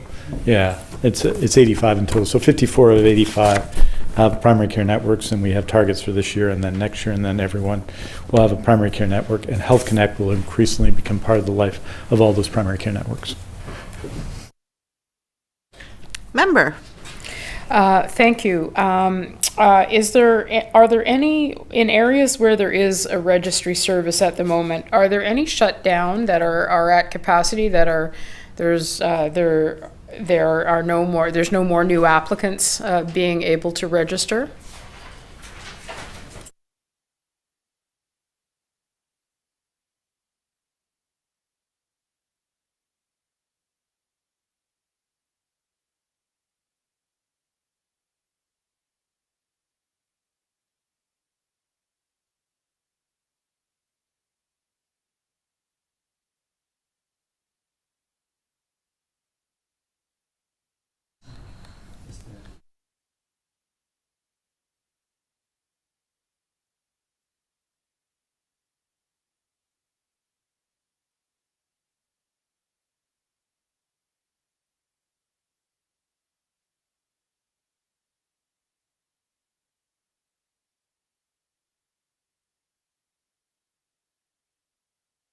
Minister. Thank you very much, Honorable Chair. And there are no constraints on registration, but when I said it was a soft launch, we're not. We haven't been, as you can tell by those numbers, which are good and excellent for those people that have got care. They're in the category of 15,000, the category of the 130, 140,000. We don't have, in some cases, I think the local primary care networks have been modest in terms of advertising. So there's been some limits to that, and there's inevitably a limit on attachment. You only have so many spaces to attach to. But there aren't any limits on registration per se, but that doesn't mean you'd automatically be attached, although it's what we need is for it to be a pathway to attachment. A lot of people who are unattached to a family practice doctor or nurse practitioner don't know some of the options that exist to them, so this is a pathway through to that, to get attached. And so I don't think there's limits on the number of people who registered, but inevitably there would be a limit on the number of people you could attach at any given time. But we're going to build that out. We're building that out through the primary care networks across BC, and you'll see that. You'll see that continue as we build out primary care networks. And we're probably going to do a more substantial announcement around the question, although I guess we're on TV now. So that's kind of an announcement. But the ratings could be higher. That's what I hear. I mean, the member from West Vancouver, Sea to Sky, his family is watching us. But other than that, I'm not convinced. I'm not convinced the ratings are high. And that's only when he's on. So I'd say we're going to build out the launch. That Health Connect's going to be a critical part of that launch as we address attachment questions in BC through primary care networks. And that's, I think it's an important initiative. And once we set it in place, and once it's in place in the years to come, I think people are going to ask themselves, well, how did things work before that? It's going to be a significant and positive thing in our primary care system. But to really make it go, of course, you've got to have doctors and nurse practitioners and allied health workers and everyone else in place that are providing the care as well. It's not just a system solution, but it'll help. Member. Thank you very much. Obviously, I know this was canvassed last year, and there was a recognition that baseline data is what's important when it comes to this particular system, because we need to understand exactly who doesn't have attachment to a family physician. So we'll look forward to more information on progress, and obviously stay tuned for more details about the announcement that we got the sneak peek on today. Could the minister just confirm for me that the numbers he related regarding PCN attachments were net new? Minister. Yes, they are. But remember, there are, because of the nature of the system, I mean, we just listed off the Canadian Community Health Survey data, right? So they're net new within that, in the sense that they're not coming from somewhere else. They're net new for the primary care networks. But there are other people who are now unattached to a family practice doctor and new people who aren't attached, right? So the numbers, basically in every year since 2003, except for 2018 and 2019 and 2008, I think. It's got worse every year, basically. And over time, it's got worse. There's survey data. Over time, it's got worse. Twice as much in 2017 and 2003, and higher now. And that's the Canadian Health Survey data. But with this, the purpose of the health registry is to provide baseline data, yes, but also provide a pathway to attachment for people, which is more important. It affects the data, but it's also a reason why people will want to become involved in such a registry. Member. Thank you. I certainly don't need to remind the minister that there are particular areas where this is a specific deep concern for people.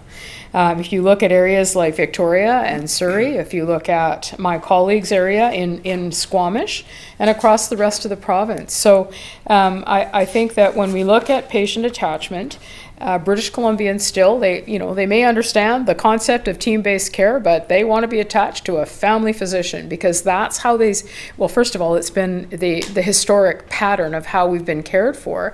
So we need to make sure that we acknowledge the fact that, and I think the minister today at least gave me some hope that when we talk about what the barriers are, we're going to talk about the payment model in just a couple of minutes here. Physicians need to be at the table, and we need to have the kinds of conversations that will look at how we increase that pathway to attachment. It's not just through a registry, but the whole point is there needs to be someone to attach to. And that has been the biggest challenge. I want to just ask the minister if he is aware of a pilot project request from the Canadian Association of Physician Assistants. It was submitted in December, and I'm wondering if there has been any analysis about how physician assistants could potentially relieve some of the burden on primary care providers.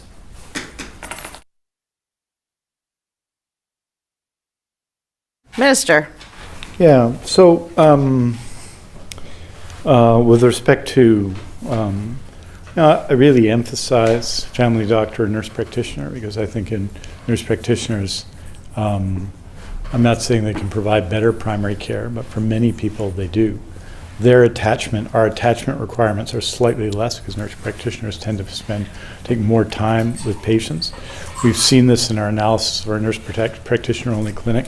They take patients with a severity of need that is higher right now in those clinics. Whether that will be borne out across the system is interesting to say. The member will know that the first nurse practitioner-only clinic, and she will be shocked to learn this, was in Kamloops North in 2016.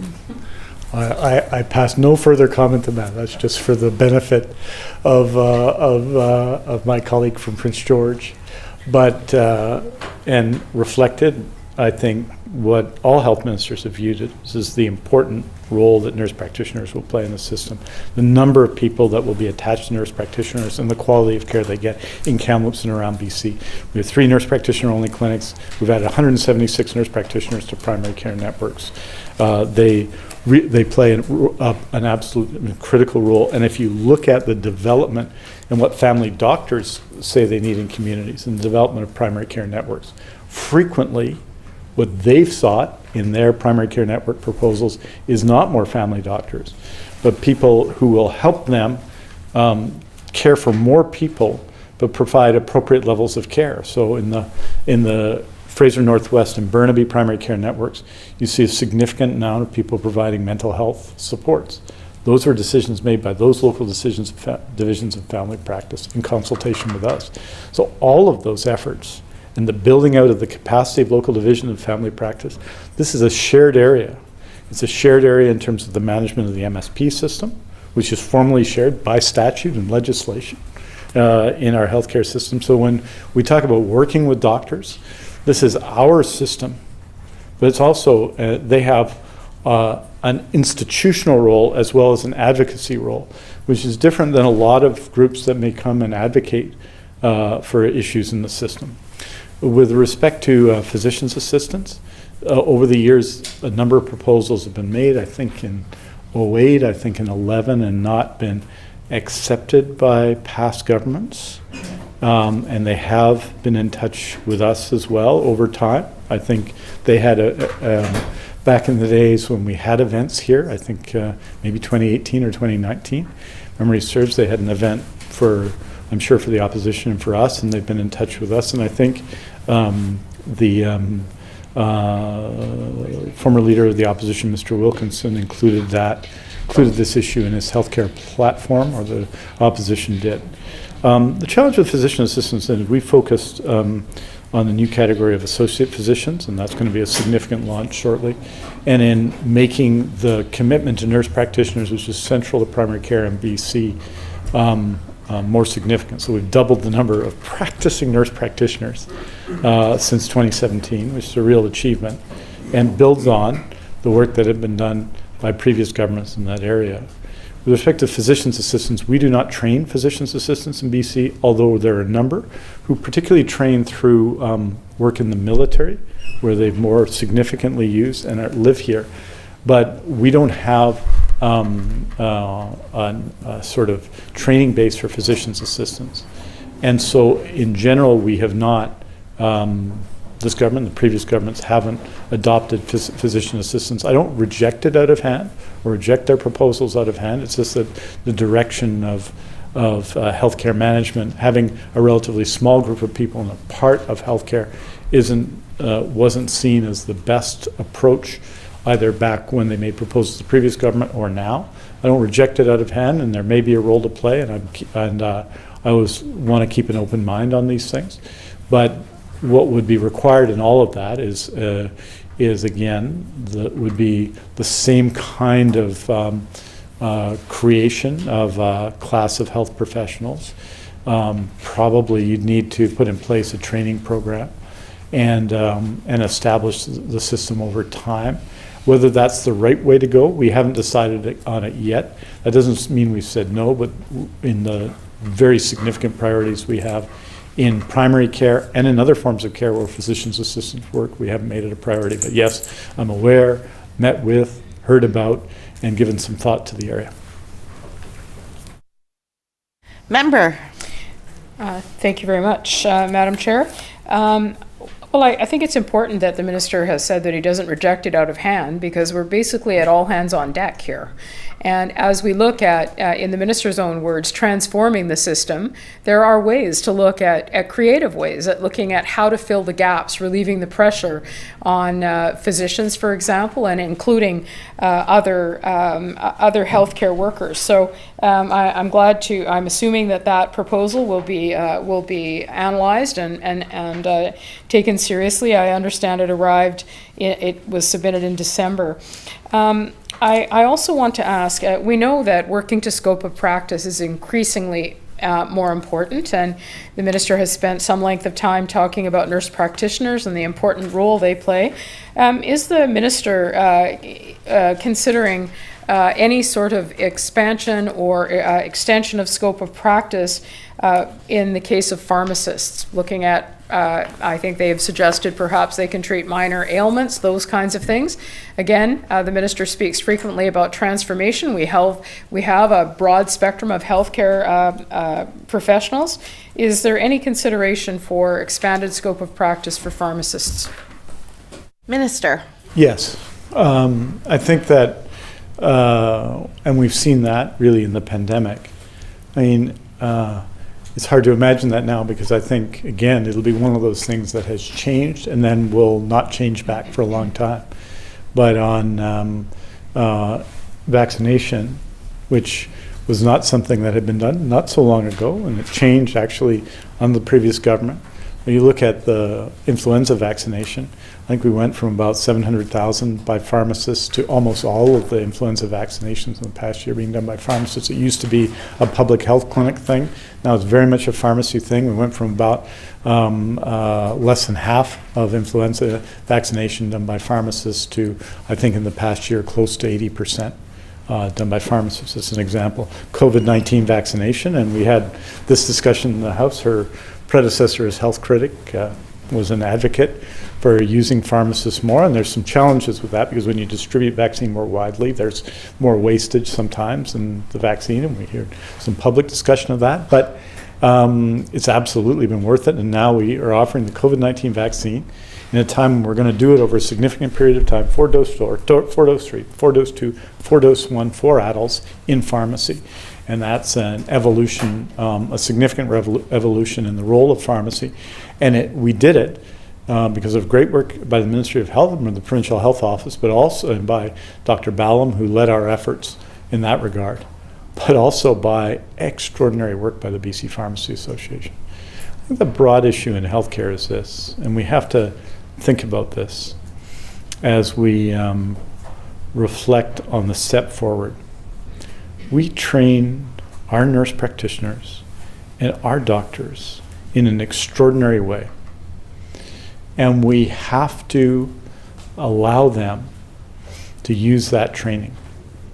And part of that training, of course, is connection with people. You know something about people and having great information in front of them so that when someone comes into your office, even if you haven't seen them before, even if you're filling in for the doctor, you have their record and you have their medical records, and you know that if they have diabetes, the type of insulin they use, or they have type 2 diabetes, the type of medication they use, or whatever their circumstances are. So we need all those things.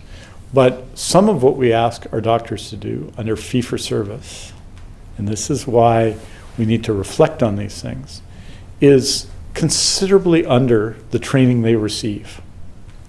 And that training is so valuable and so remarkable that we need to do that, use that more.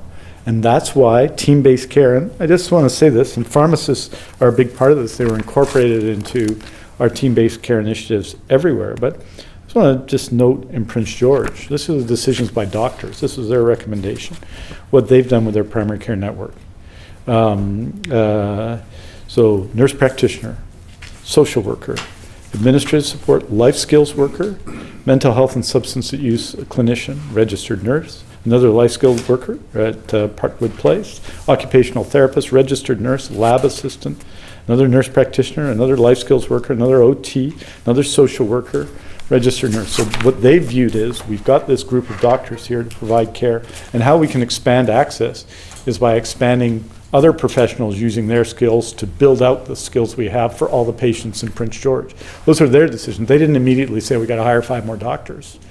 In many cases, they understood that they needed to do all these different things. With respect to pharmacists, therefore, yes, that's absolutely something other jurisdictions have done. BC, I would say, in a general sense, has used pharmacists less over time than some other jurisdictions, right?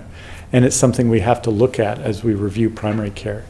But it is these things, all the decisions you make in primary care, I think, to use the description of hiring all the primary care doctors and them ending up in the hospital, right, is you do have to be careful. And if we're going to be making these adjustments, we got to ensure that there aren't unintended consequences. But I think pharmacists should play a higher role. I think it's so much time that they have played a higher role in terms of the COVID-19 pandemic, and I don't think there's any looking back from that. Member. Thank you very much, Madam Chair. It's probably a good segue to, I want to move on and talk more specifically about family medicine. And while I think all of us want a team-based care approach to work, but, you know, we also have to recognize that family practice still remains the core of how we care for people in British Columbia today. And so in light of the fact that the minister has talked about, you know, team-based care as the best practice of primary care today, I'm very interested in how the minister views the future of family practice in British Columbia.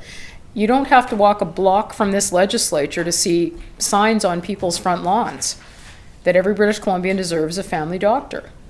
So I'm interested in how, in the context of the minister's thinking related to family practice in this province, because when 1 in 5 people in our province do not have a family physician, I think most people would think that's not acceptable. So perhaps just a few comments on how he views the future of family practice in our province.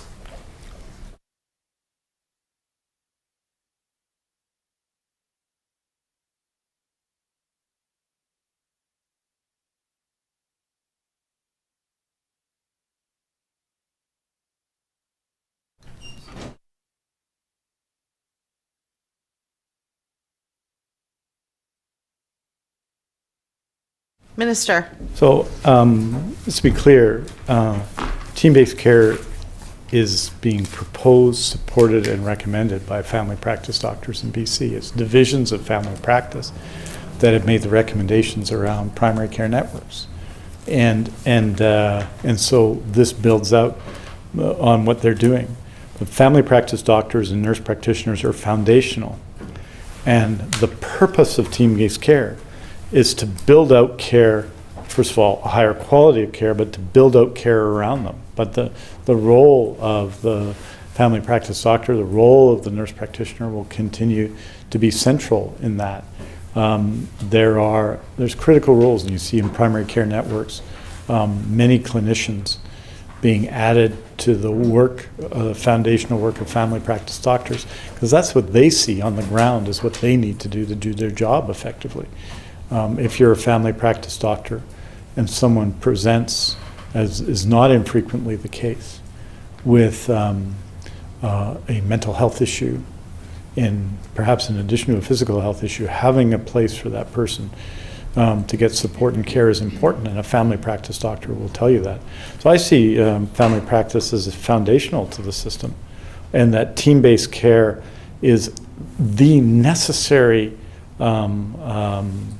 addition to that to make it effective in these times, to make it more effective in these times.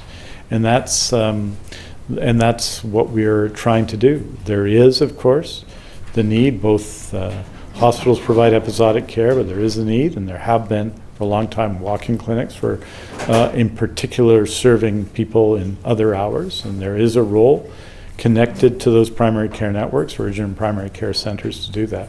But family practice, whether it's practiced by doctors or nurse practitioners or others working with them, such as nurses and physiotherapists and others, that core primary care, that core family practice will continue to be at the center of primary care. It's the largest group, it's the most important group, and it's at the center of care in the province. That's not going to change, but the people who have instigated the change in the system, in addition, of course, to people who work on primary care and people at the ministry level and others, are doctors themselves who strongly support it. Member. Thank you. Does the ministry track the number of family medicine trained graduates that choose careers in a health authority setting as opposed to private family practice or another primary care setting?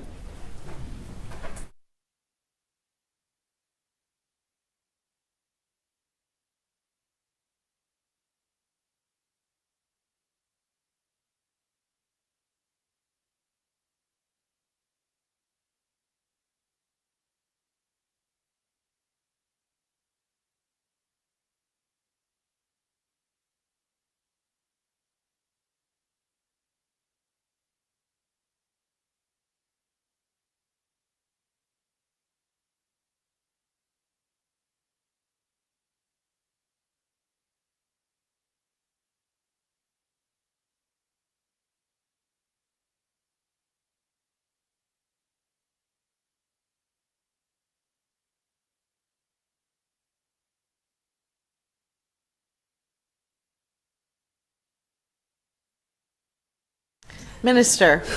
We've identified it. We've identified what we're looking for, but I think we identify who we hire, obviously, and where we hire them for. And we have recently done a survey of the interests of resident doctors. I think it's fair to say that people who are family practice doctors have different things that they want to do.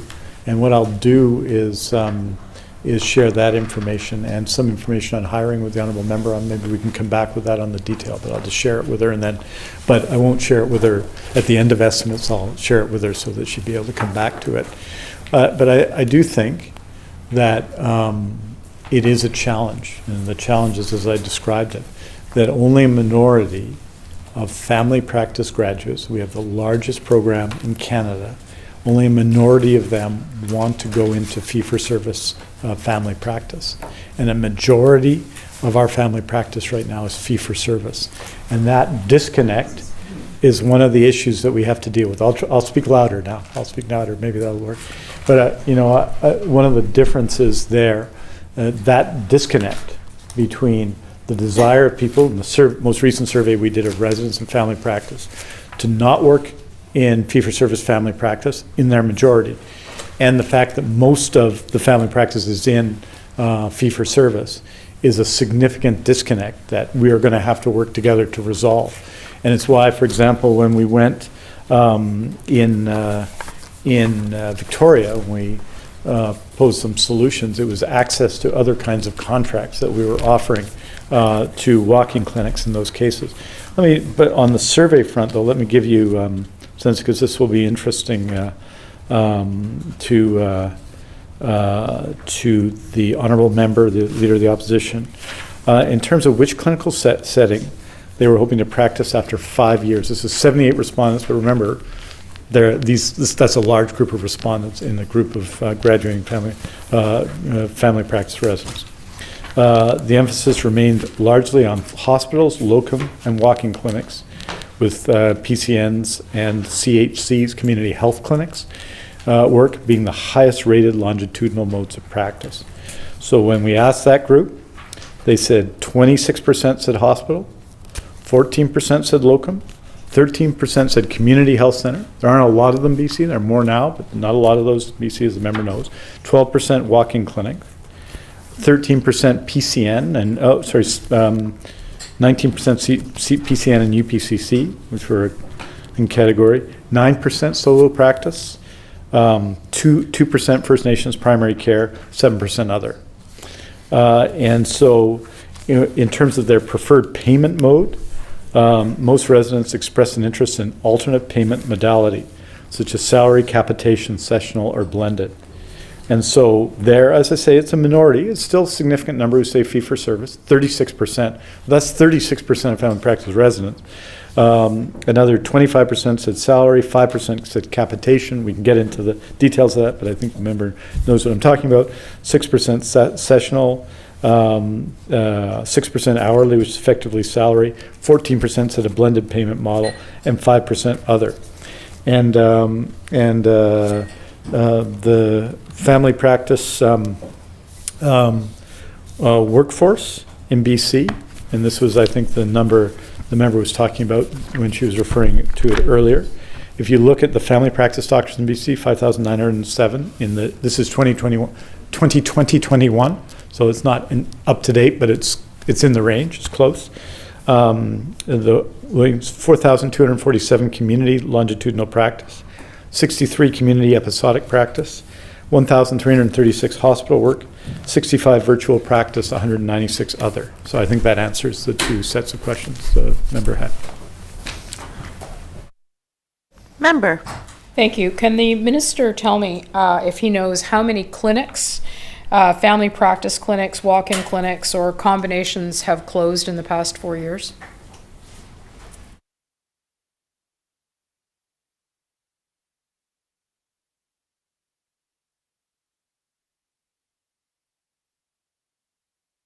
Minister.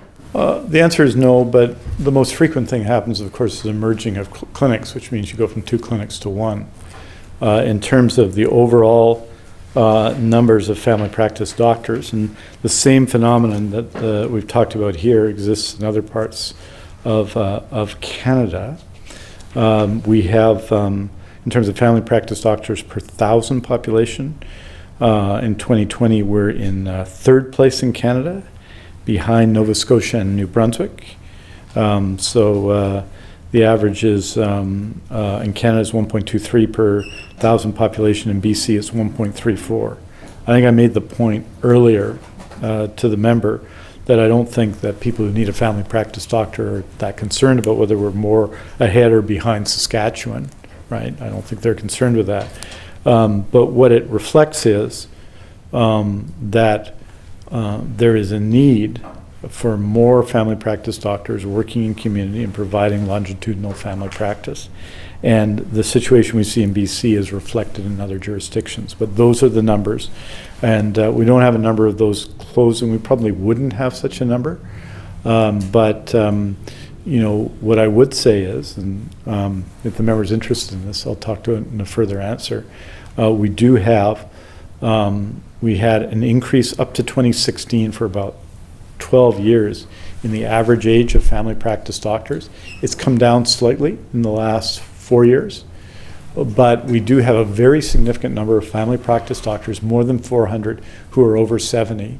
And in ordinary terms, in many professions, would be looking at retirement. So that's, if you think of a patient panel for a family practice doctor, not all of them will have full patient panels, and some of them will be working salary and everything else. But if you think of a patient panel of 1,500, that's a lot of people who have family practice doctors who are set to retire at some point in the next 10 years. Member. Thank you, Honourable Chair. On April 21st, when asked by the media about the family doctor crisis, the Premier responded in this way, and I quote, "I'm confident that the Minister and his team have a plan. But the plan will take resources, and I'm working with other premiers in the federal government to get those dollars in place so we can build back the system we are so proud of here in Canada," end quote. I don't want this to turn into a debate about whether or not the province should be asking the federal government for more money. I think we all know the answer to that. Doesn't matter what government you're a part of, that's part of the advocacy work you do. However, what I do want to understand is the minister's plan, does it require additional funding? Is it contingent on additional federal dollars in order to start to actually look at how we're going to address the shortage of family physicians?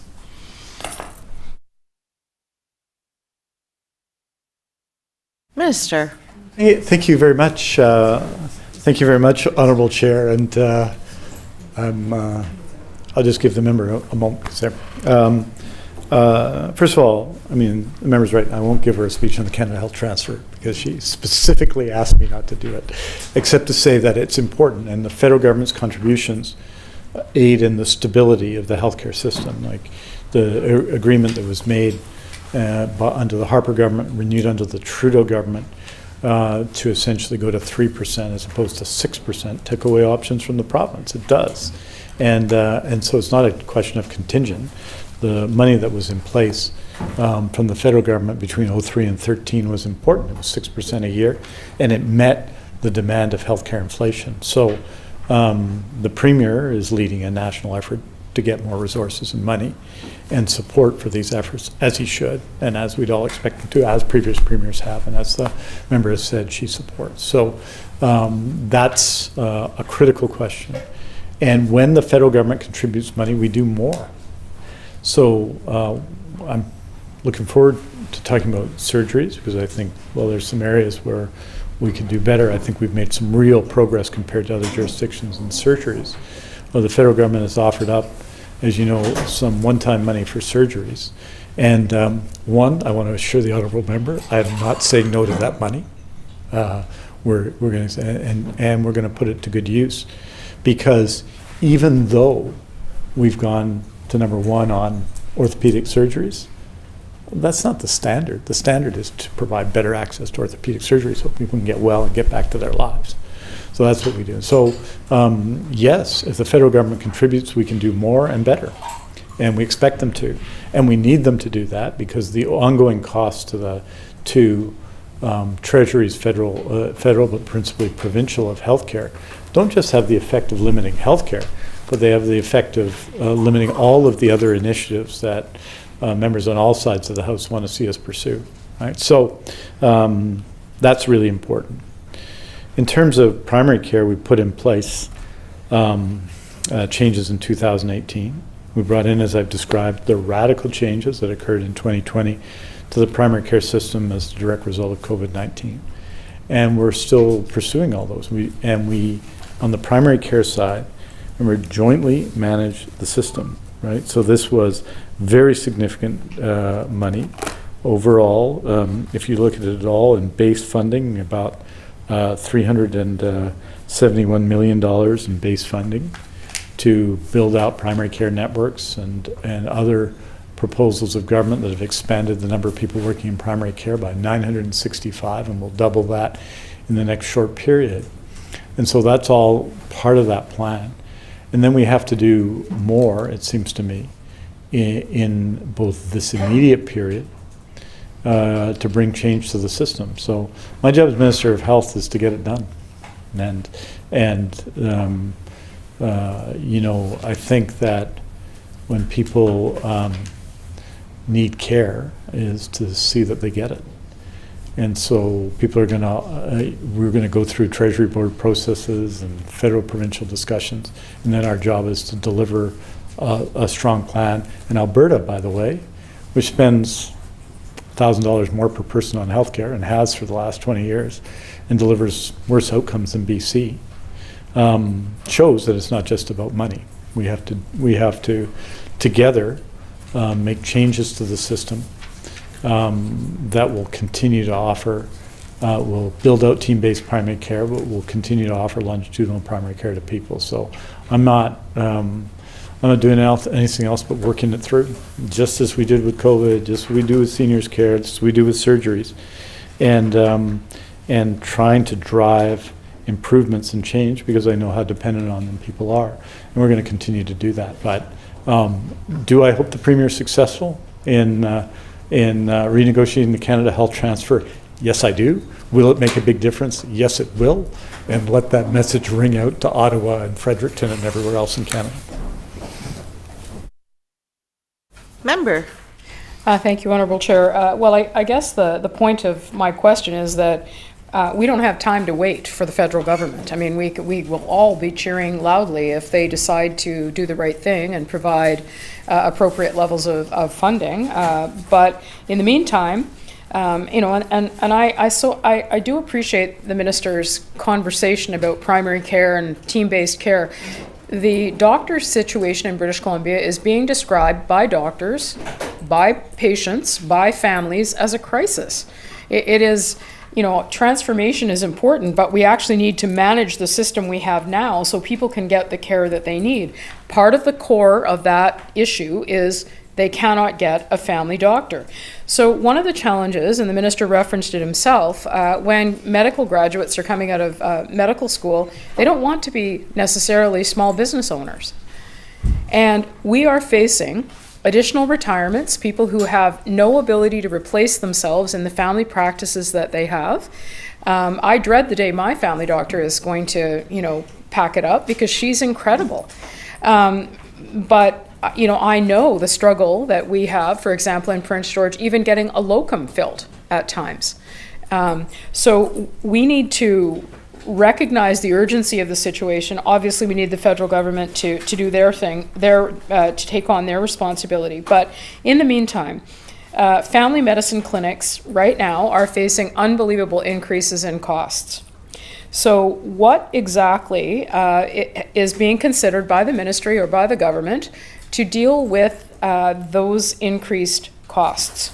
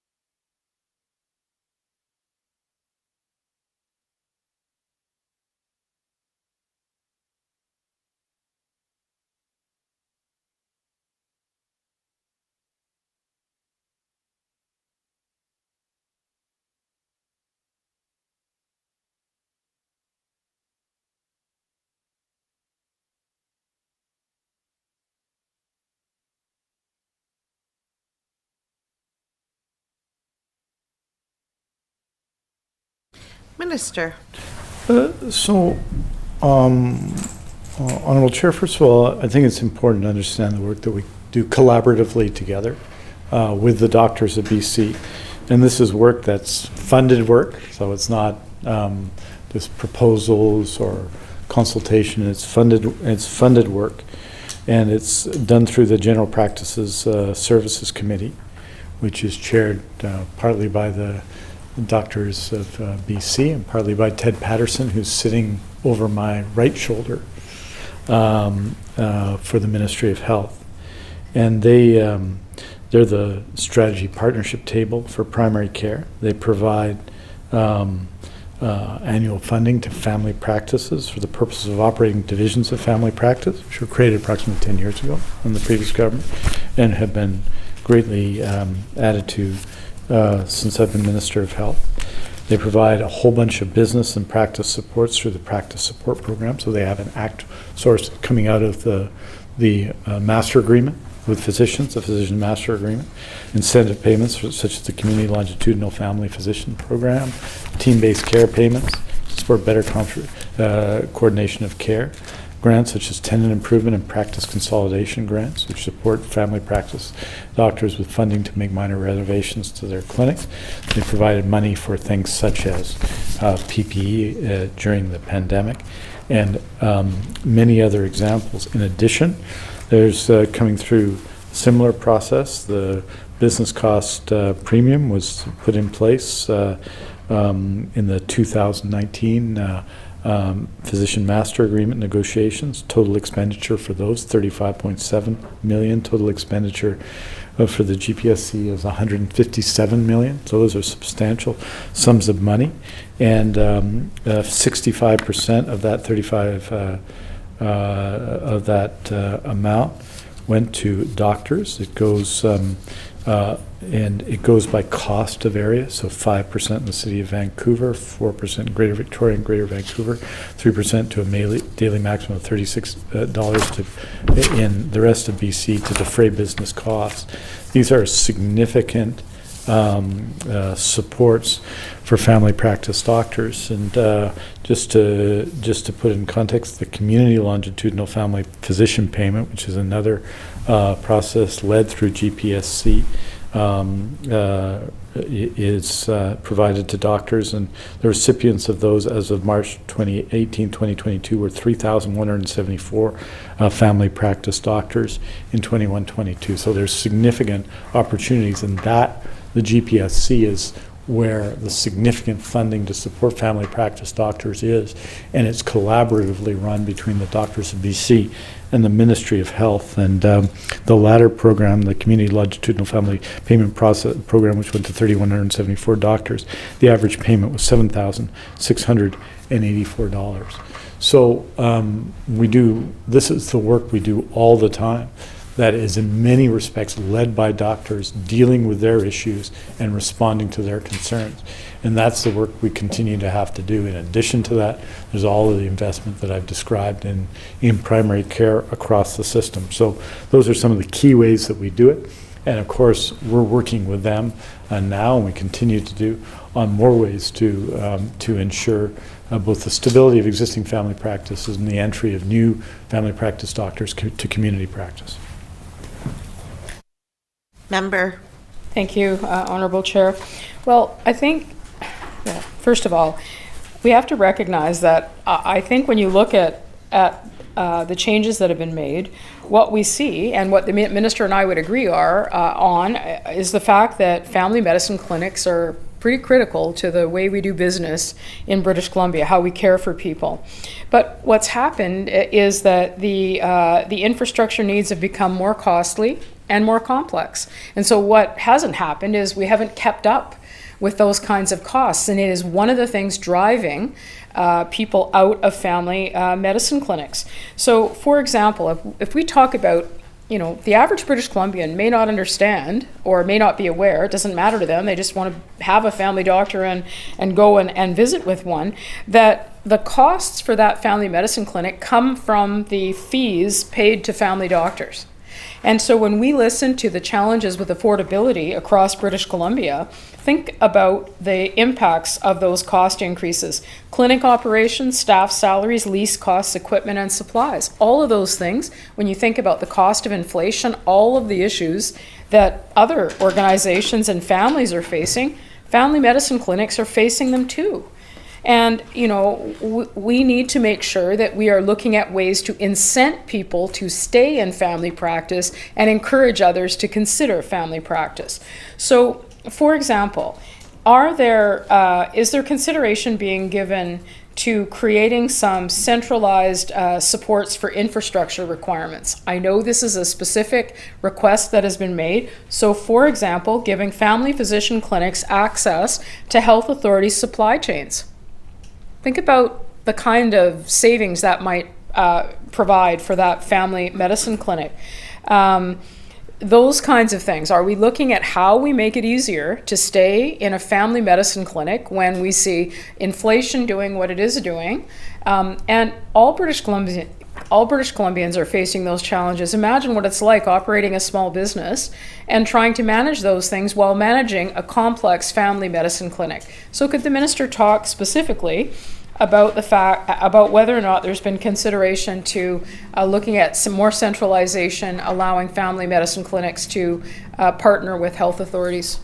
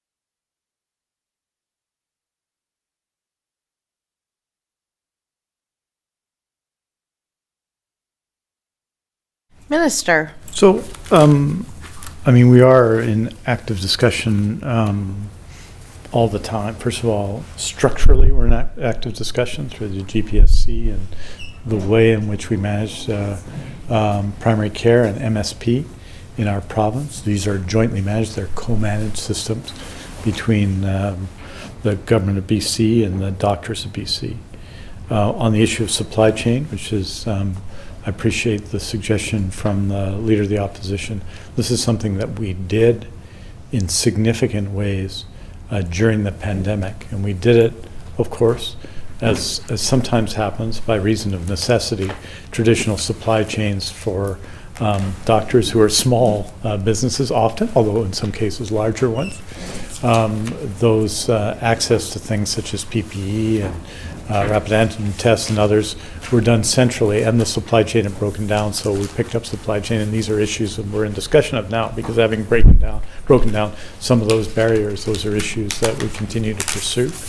There is, of course, continuing discussion under the Physician Master Agreement, which is up for negotiation, so there's issues related to that, and there's issues with how we manage the system now. So if, in terms of access to supply chain, in significant ways that happened during the pandemic. That's shown us, I think, how it can work and how it can be supportive.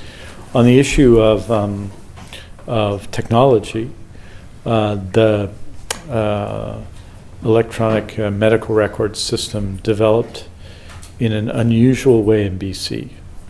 And I may give at some point an oral history of that development, because I consider myself a student of it. But I'm going to spare the Leader of the Opposition and my friend from Williams Lake of that today, and just say that I think it went forward in a way that that disaggregated EMR, and it should have gone forward in a different way. That sometimes when you choose a lot of smaller providers, it works, it drives competition.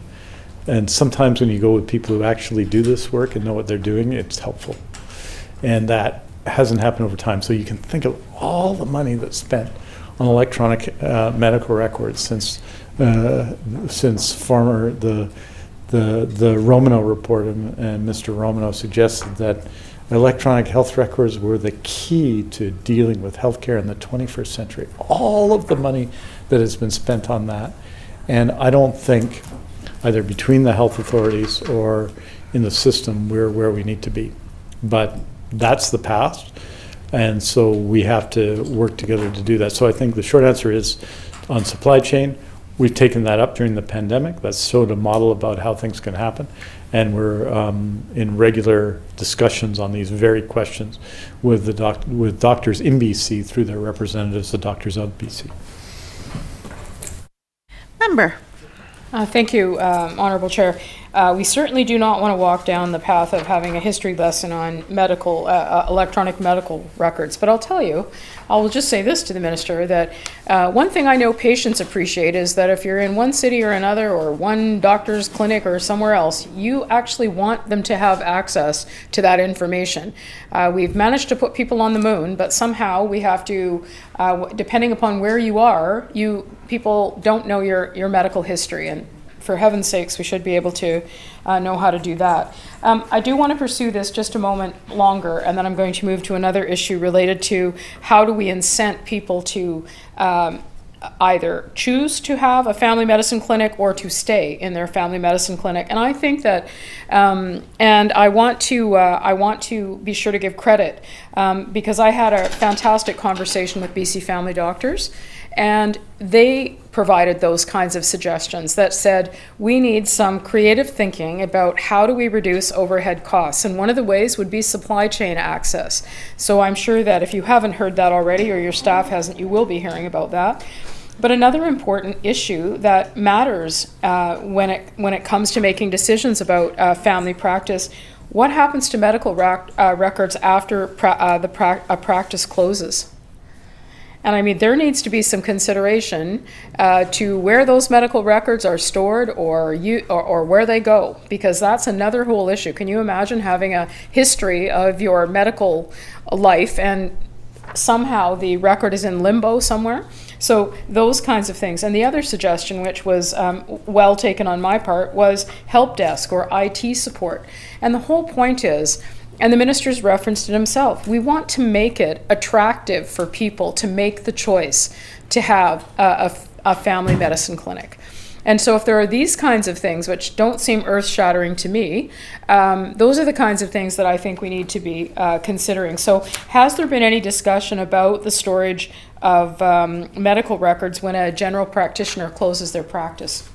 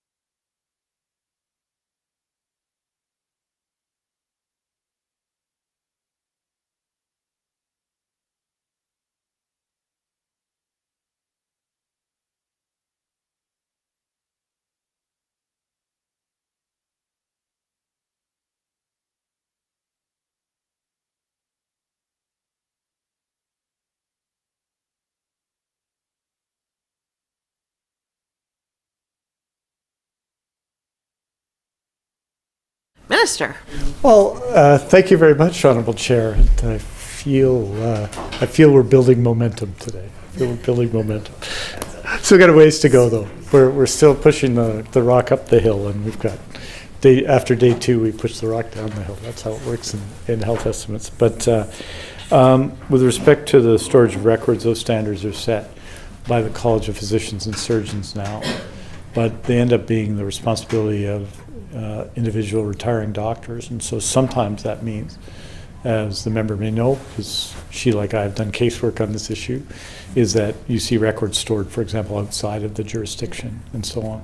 So this is one of the issues that we're working together on.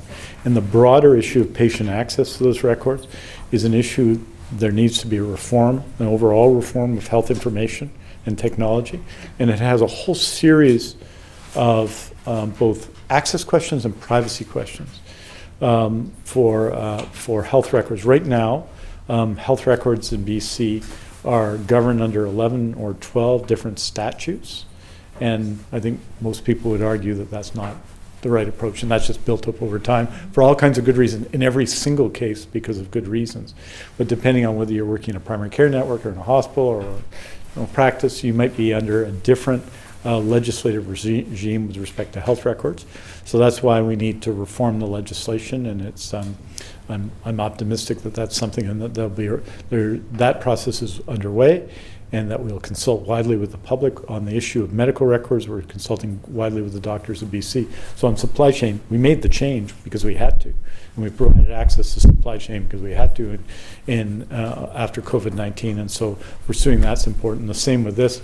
I think on the broader issues around the treatment of health information, we need to both simplify and to enable our health information, our system, to be used effectively on an anonymized basis by researchers, to have access to patients to the health information that, after all, belongs to them, not to anybody else, and to make the system work better so that you can share and information is easily shared and provided. And some of that requires legislative change, and I'm hopeful that in this Parliament, it's a major piece of legislative change, and our next one, which we'll be doing, is the first, this fall with the health colleges, but I'm hoping that that's a piece of legislation that we will do in this Parliament. And I would guess fall 23, spring 24, and look forward to talking to members of the opposition about that. Member. Thank you, and thank you for that answer. And I think that those are the kinds of things that if looking at where they're going to get the kind of support they need for supply chain or for IT help or those kinds of things, and then being concerned about what's going to happen to the records of their hundreds of patients, those are the kinds of practical steps that we can take to actually let family docs know that we understand their issues. And so I guess I just want to summarize that particular set of questions by, costs are going up, overhead is challenging, and there's certainly a view that in order to deal with that, we need to increase supports to family, those who are considering family medicine clinics. I want to move on to compensation models, because if I've heard anything over the last number of months in particular, and prior to that, what family docs or young medical grads are concerned about is the model of payment. And when you stop and think about it, we have to think about what are the barriers and what do we need to do to change the challenges. So I just want to, the minister, he's already referenced that, he's looking at compensation. So can he just confirm for us that looking at modernizing the fee-for-service payment model is being considered?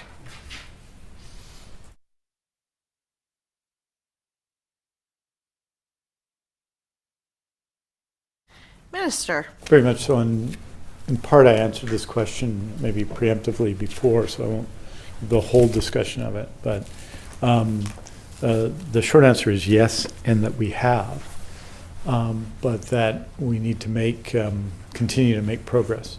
So the fee-for-service model, so really you have in our system the fee-for-service model, and of that a number of service contracts that are broadly called alternate payment, but have it their core salary as we understand it. And since in the last 3 years, we've been increasing the number of APP payments by about 15% a year, such that we've gone from about $550 million in APP to more than $750 million in APP in that time. The primary transformation of that has not been in fee-for-service family practice. It's been in other things. For example, anesthesiologists and others, and it's proven to be relatively successful, not without challenges. These are important issues for family practice doctors. And so that's a process that's been underway. There has been a slight reduction in the number of family practice fee-for-service, I would say. There's been an increase because in general nurse practitioners are paid on salary, so that group of it is not counted in this.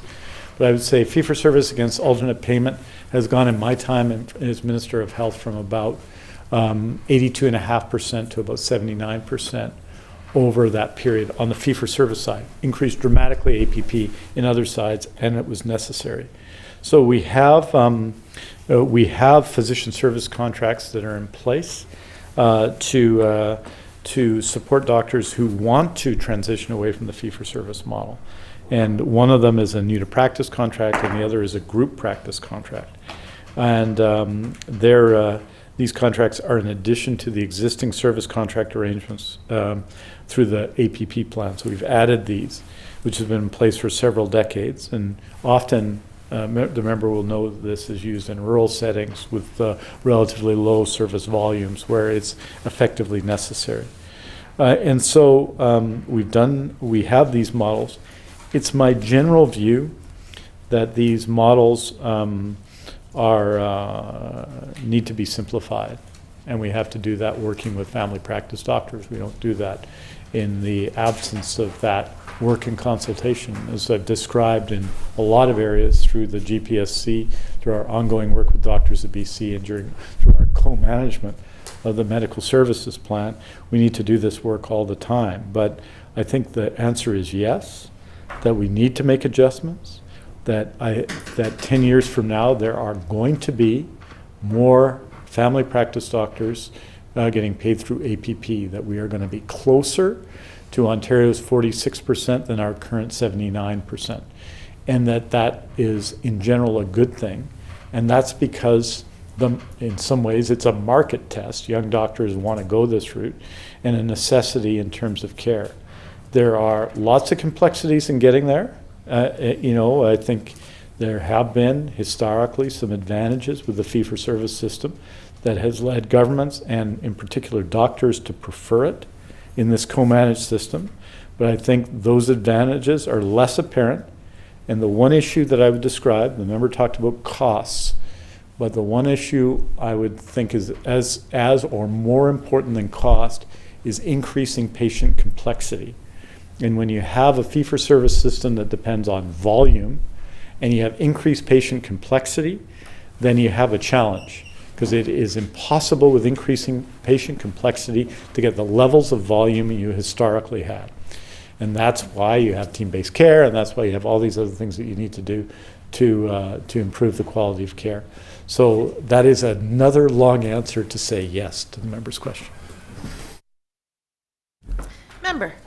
Well, thank you to the minister for that, and I'm hoping he's going to be able to just say yes to some of them, because I'm starting to, my heart rate is going up here when I think about the number of questions I have for him over the next number of days. So the main message here is that there is not, certainly in talking to physicians, and particularly family practice physicians, there is inequity in the system. There is the concern of overhead, overwork, and the ability to make that choice to do comprehensive patient care.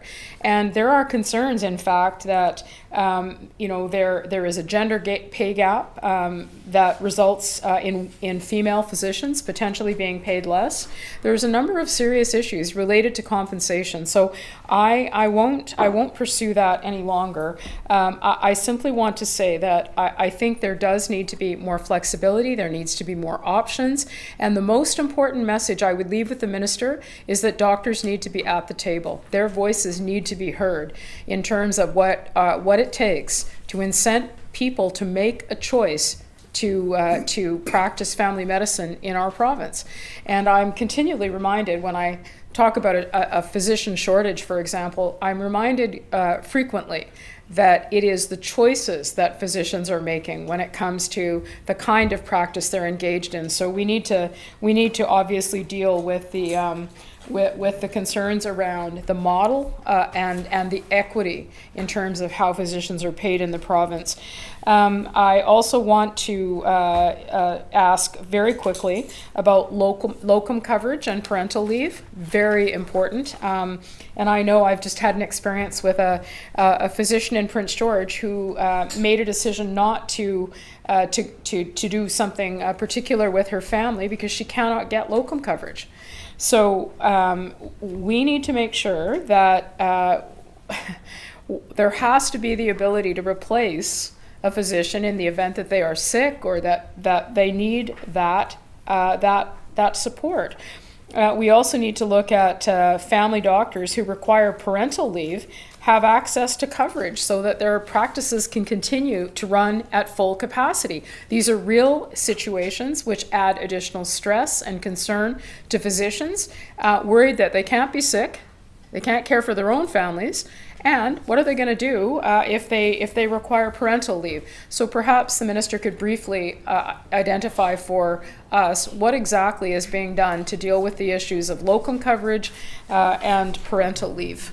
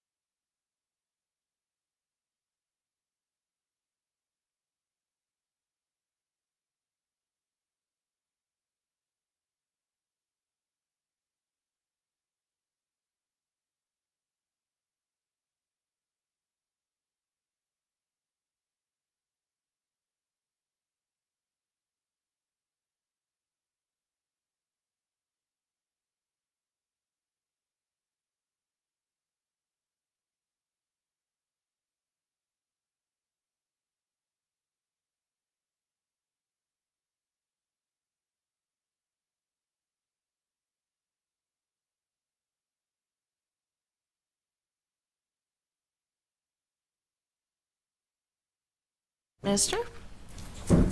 Thank you. And the member knows that if there are any other questions that we don't get to for whatever reason, then we'll absolutely be prepared to answer those questions or deal with those questions in writing in an expeditious way. So that's not to say that we don't have lots of time for questions and answers, or that I couldn't be shorter in my answers. With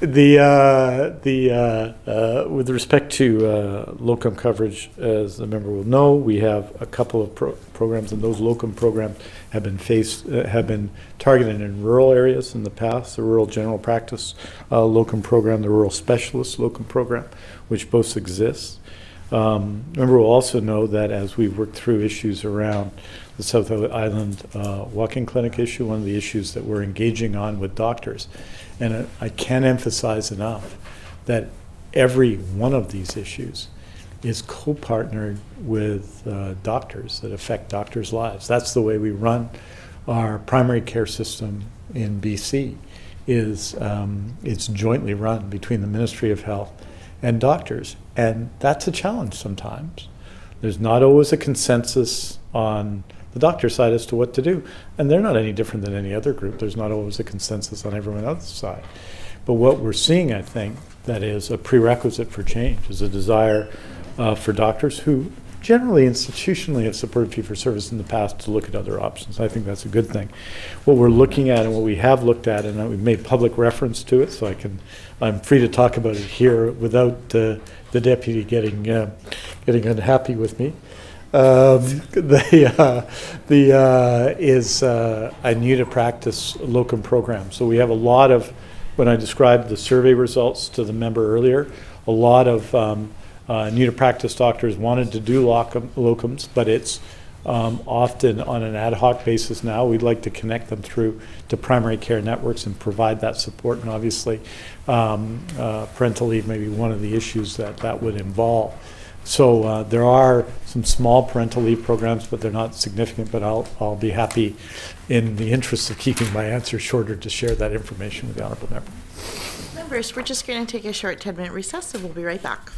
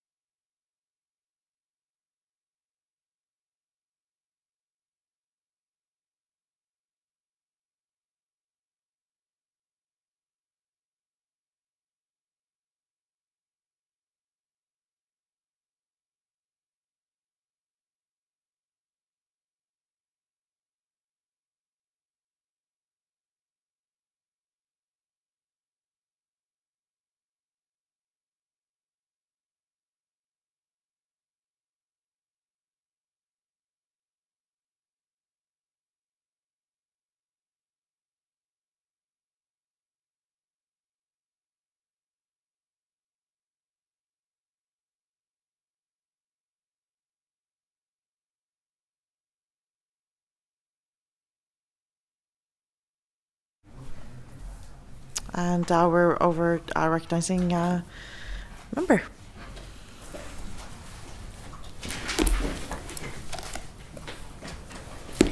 Thank you, Honourable Chair. I want to spend some time on the primary care strategy. And so I have some very specific questions. I will give them to the Minister, and then if he needs to provide the information at a later time, that's fine. I just want to make sure I get them on the record. So can the Minister tell me what the attachment goal for the average primary care network is? And if that information is not available, what attachment assumptions were made per practitioner?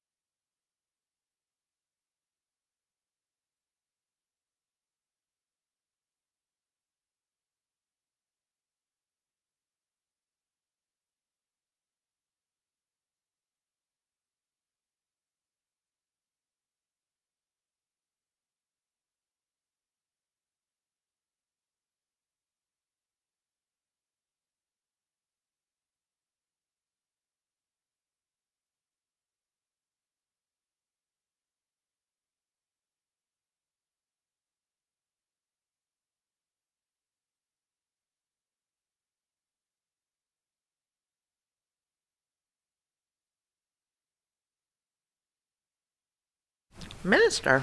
Thank you very much, Honourable Chair. It's good to see you back, and we actually came close to 10 minutes there, which is pretty good for a legislative break. So I appreciate that. In general, the expected attachment size for a new general practitioner would be about 1,250. The attachment size for a nurse practitioner would be between 800 and 1,000. Both of those can sometimes be moved down based on the complexity of the care being provided. For example, if care was being provided in a particular setting, an Indigenous setting, a rural setting, conceivably in a downtown setting with a patient population with very significant needs, then that might be measured down. For a registered nurse that would be added to a practice, there's a view that that would add an additional net 500 to that practice. That over the course of the next 3 years, the attachment goal for all of the primary care networks is in the neighborhood of 680,000. We're just starting and we're building that out. So we're on the road to there, and I think right now we're at about 141,000, but we're really just getting started. None of the primary care networks, not one of them, has been fully built out, and a number haven't started yet. But that's our attachment goal is 687. We're at 141, which is what it is. That's just what the number is, and making progress. But when you look at adding health professionals, that's what you're looking to do in terms of attachment. About 1,250, more or less, and a lot of existing family practice doctors are higher than that. But but that's our attachment goal for an incremental GP, nurse practitioner, registered nurse. Member. Thank you, and the Minister may have answered my next question. So he just referenced general physicians, nurse practitioners, and registered nurses. So can he just confirm that those numbers, that the number is the same? And then I'll just give him the additional question, how many net new attachments, people who were previously unattached, have been completed through PCNs to date? Minister. So the numbers I provided, that's 1,250 for a GP. Okay. That's 1,000 for a nurse practitioner. You're assuming nurse practitioners tend to take more time per patient, and they've had a higher acuity of patient. 500 for a registered nurse. So you add a registered nurse to say a group of GPs, of 5 GPs, you'd expect that to have the incremental effect of 500, say, on that. And we do allow flexibility there. So if you're setting up practice in an area that was underserved or had high complexity patients, whether it's in Prince George or in Vancouver or whatever, you might ask less of those doctors or nurse practitioners. They're not doing any less work, but their patients have more complex needs, right? So there is some flexibility on that, but that's the guidepost for those 3 categories: 1,250, 1,000, and 500. The actual attachments, which are new attachments, is 141,525.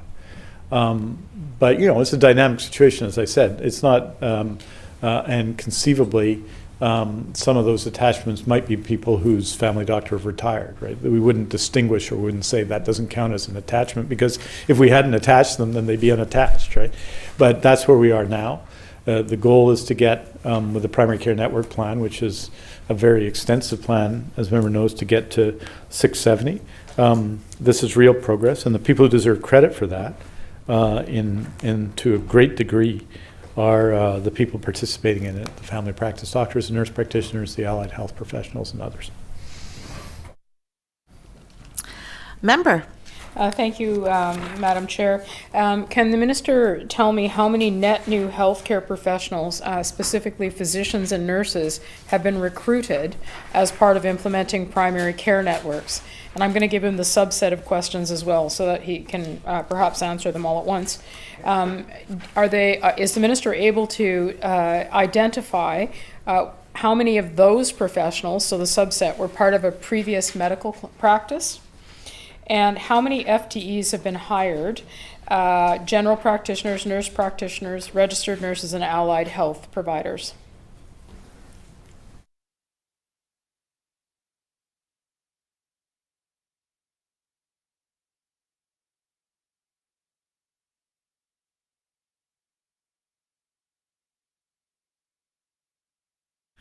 Minister.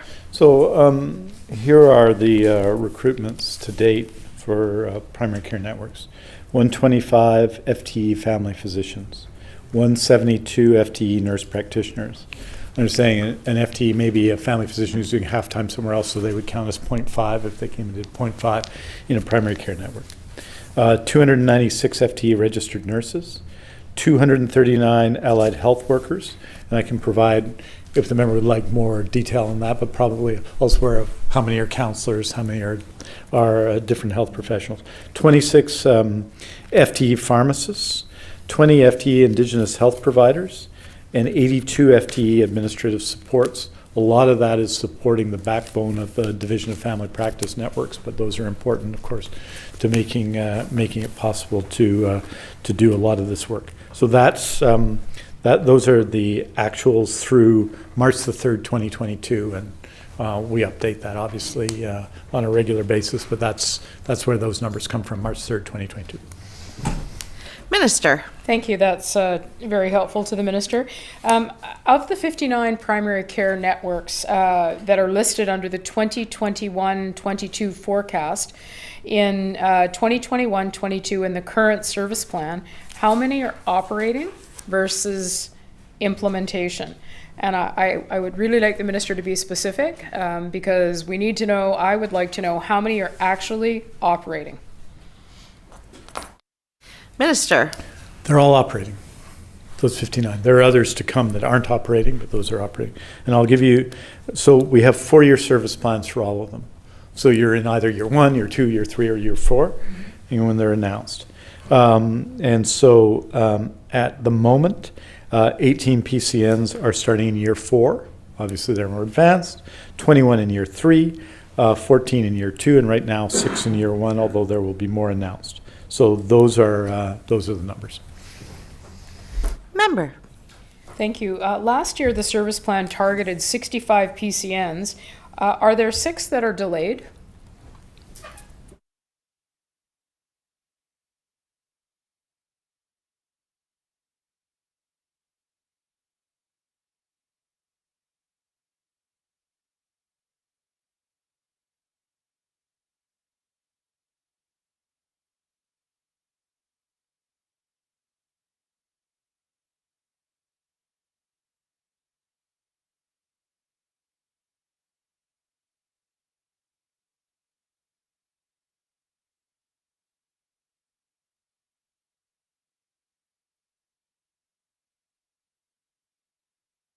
Minister.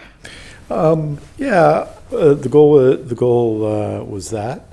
Obviously, we've been focused on urgent COVID response, but 59 is strong progress, and I expect, I think as early as Friday, we'll be announcing the next one, and we'll be continuing to meet that test because, as you say, you don't get to year 4 by being in year 1, and we need to get these primary care networks going across BC. So 59, with the outcomes we have, are strong outcomes, and we're going to continue to pursue to get that number up to the full number of 85. So that's our target.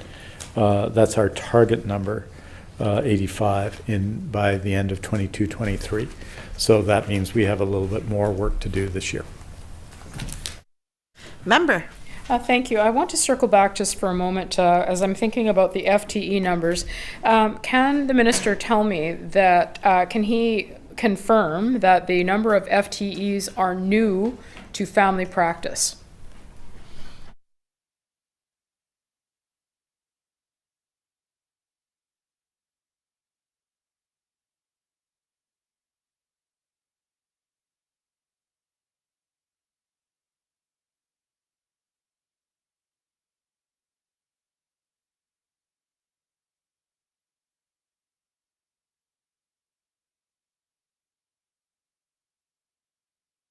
Minister. Just to be clear, they're net new positions, right? They're all net new positions in primary care networks across BC. And those positions would be taken up, those positions might be taken up, for example, the registered nursing positions in a number of places, and this is part of the challenge of the healthcare system, I'd say, might be taken up in a primary care network by someone who's working as a registered nurse. Not all these people are new to practice, right? So they're coming from somewhere, another province, another jurisdiction around the world, another part of healthcare, or they're new to practice. A very significant number of them are new to practice because this is a very desirable place to work, but these are new funded FTEs. So in that sense, they're all new, but the origins of the individuals taking on those jobs, that I can't say in the same sort of detailed way. Member. Well, thank you. And obviously the minister can understand why I would ask that question, because yes, I understand that these are net new funded positions, but where they come from actually matters, because what you know, as we see primary care networks growing, we have to remember there's a gap potentially somewhere else as a result of that. So I won't belabor that point, but that is exactly the reason for the clarification. Can the minister tell me how many PCNs are currently at the expression of interest stage, and how many concept plans for primary networks have been submitted to the Ministry of Health?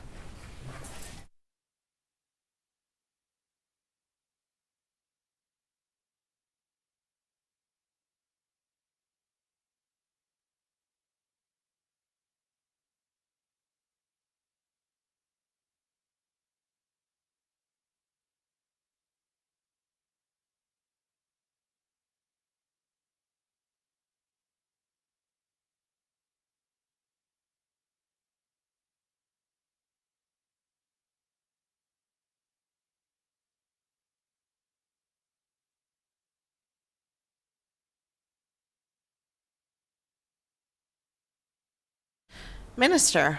So, interesting. 17 PCNs are in active planning, so it's not concept plan as much as they're in what we call active planning. So we're working on the details, and those include 2 in Langley, 2 in the Shuswap, North Okanagan, 1 in Revelstoke, 1 in Thompson Region, 1 in Bulkley Valley, Whitsett, Smithers and Brackets, 2 in, wait a second, I'm going back, 2 in Bulkley Valley, Whitsett and Smithers, 1 in Prince Rupert, 4 in Coast Mountain, 1 in Powell River, 1 in Sunshine Coast, 1 in Campbell River, 1 in Port Alberni. So those are the 17 that are currently in the planning stages. And the ones not yet in planning, so these would be the final ones. In Interior, it's what's called Interior, Rural, and Remote. In Island, it's Salt Springs, Gulf Islands, West Coast, Vancouver Island West, North Island. In Fraser, it's Abbotsford and Delta. In the north, it's Hazelton, Kitimat, Fort Nelson, South Peace, and Haida Gwaii. And in Coastal, it's Squamish, Whistler, Central Coast, and Pemberton. So those are the ones that we're at. But in terms of where we're going, the next 17 are the ones are the next ones on the list, and they're in the communities I've described. And that's where we are right now across them. The most recently approved ones are the ones in Surrey, North Delta. Member. Well, thank you. I wanted to sort of walk through where they are, where any potential PCNs are in terms of the process. So we've talked about active review. So perhaps the minister can clarify whether that includes business and operating plan stage. Are those included in the number that he just provided? How many have signed letters of intent? And most importantly, how many does the ministry anticipate will proceed to an approved business and operating plan with a funding letter for year 1 by the end of this fiscal year?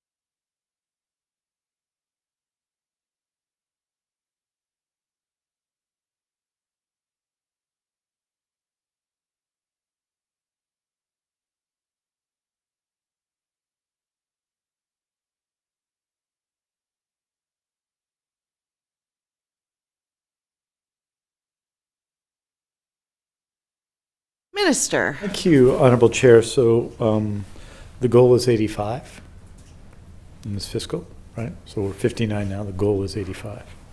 The active planning ones include both those that have put forward essentially their service plans, their 4-year service plans, and some that are still working on them but are in active planning. In other words, they're preparing them as we speak.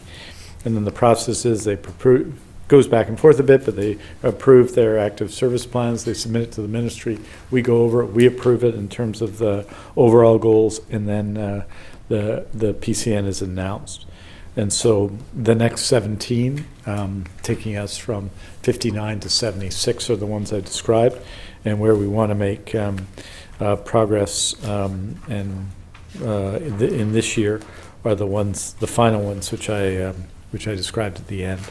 But we're the minimum expectation is 76, but the goal for this year is 85. And I never let go of the goals, particularly in a fiscal year where we're in May. Member. Thank you very much, Honourable Chair. Can the minister tell me how many communities have submitted adjusted growth plans? And how has resource funding for primary care networks adjusted as a result of that?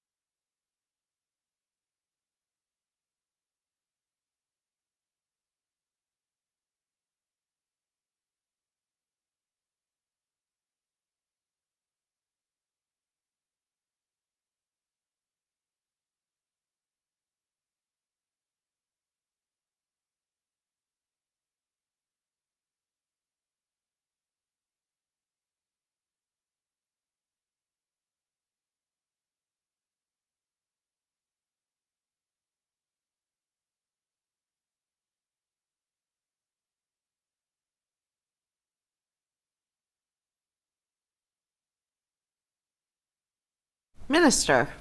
Thank you, Honorable Chair. And I think that our expectation, it's a 4-year plan, is that PCNs will build out their plan over those 4 years.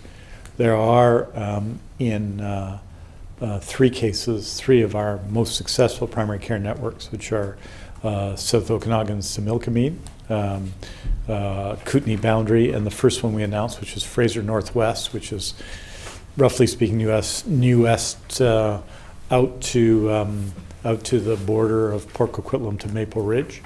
Though at least 2 of those, I think Kootenay Boundary and South Okanagan, have been so successful they have put forward growth proposals. But right now, most of them are still in the midst of their original 4-year plan and meeting those targets. But those ones in particular have had, I think, a great deal of success with providers, and it's a real tribute to both the ministry team led by Mr. Patterson and the divisions of family practice that are of course putting them in place. Member. Thank you, Honourable Chair. So to the Minister, those communities that have, he noted that 3 had provided submitted plans for expansion. Is additional funding provided to facilitate that? Minister. Not yet. I think it's a short answer. They're well on their way to meeting their 4-year objectives, those 3 primary care networks, for example. So they're looking at other things they can do, and that will be considered. I think there's been a formal submission from Kootenay Boundary to do that. And so, but our goal with these, having announced 4-year plans, is to meet the targets of the 4-year plans, and of course there are those following behind that will be in first year of the plan. But we don't have money set aside for that, although we do have money, obviously, as we develop primary care networks. So those would be considered, but we're also, of course, approving new primary care networks, and that's the priority. Member.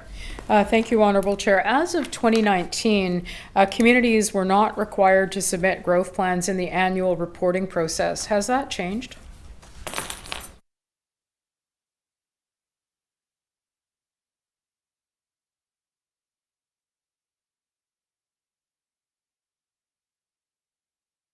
Minister. No, it hasn't, but I think it's fair to say a couple have volunteered them because of the success of the program. Member. Thank you, Honourable Chair. Can the Minister tell me what the targeted time period is for full implementation of a primary care network from initial planning to full operation?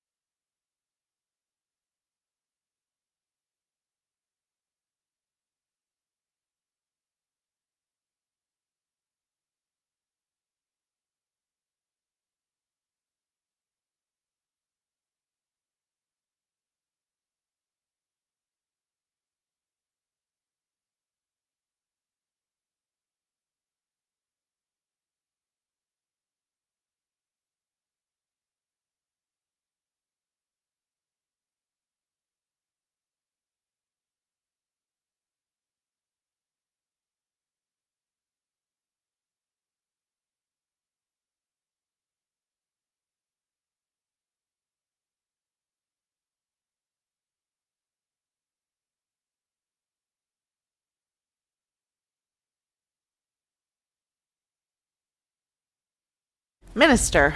So I was being assured by some of the people around me that I had misunderstood the question, but I'm going to give the answer that I thought for the question that I understood. And then the member can ask a new question, should she wish. The typical period is 9 to 12 months. Part of the variables depends on whether there is a sort of collaborative group that's been working on these issues in a community or not prior to that. For example, many of the divisions and others have not consulted previously with First Nations or Indigenous groups, for example. And so that has an impact. On the length of time it takes to develop the plan. But it's serious community planning, engaging with the whole community. Often, the division of family practices is central to it. There's an expectation of Indigenous consultation, and some of the outcomes in that regard have been simply outstanding, as led by the primary care networks, and also transformative for the community of people involved. But typically, from when you start the planning process to when we arrive at the announcement for year one, it's 9 to 12 months. Member. Thank you, Honourable Chair. Obviously, with a shift in how we provide care in the province, ongoing reporting and performance review is important. If you can't measure it, you can't actually tell if we're making progress. So, what type of ongoing reporting and performance review has the ministry undertaken of primary care networks currently in operation?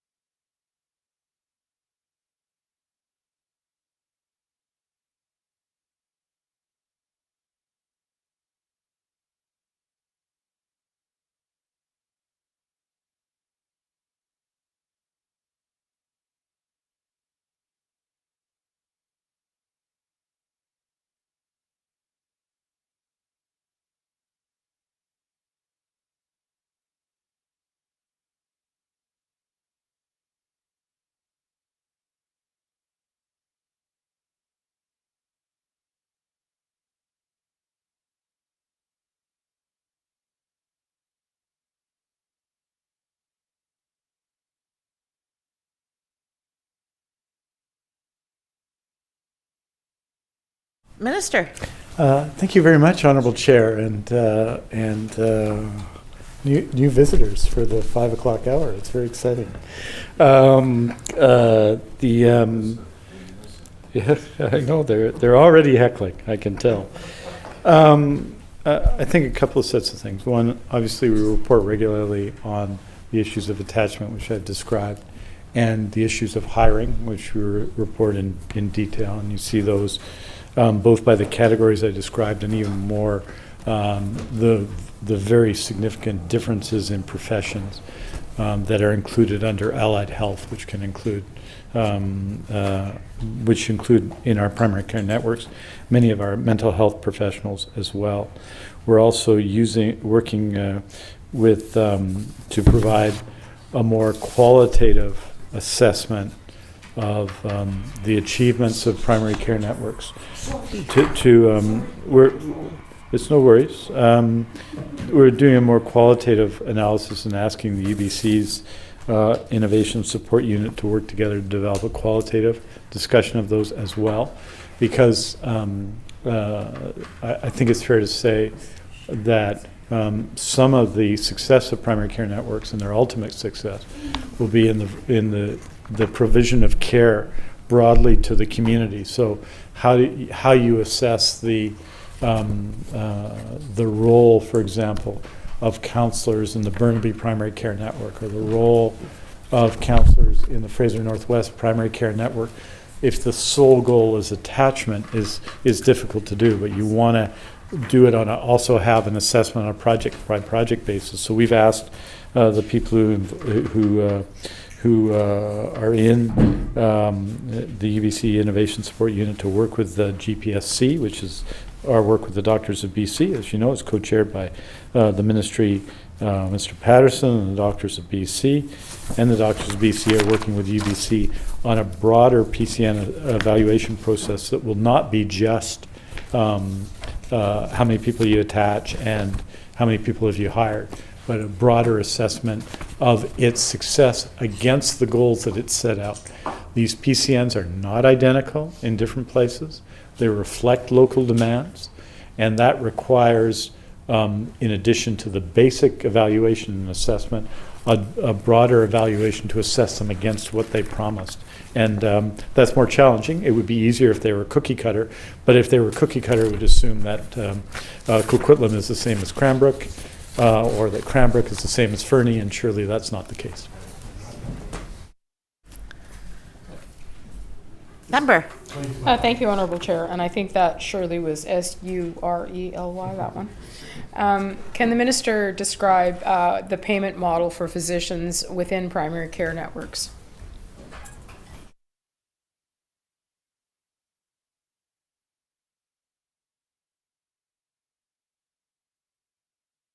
Minister. Yeah, there's the really three options. There's the new to practice contract, there's the group contracts, and then there's fee-for-service as well. So all of those are available within primary care networks. Member. Thank you to the Minister for that answer. Do the compensation contracts and overhead provisions take into account inflationary pressure?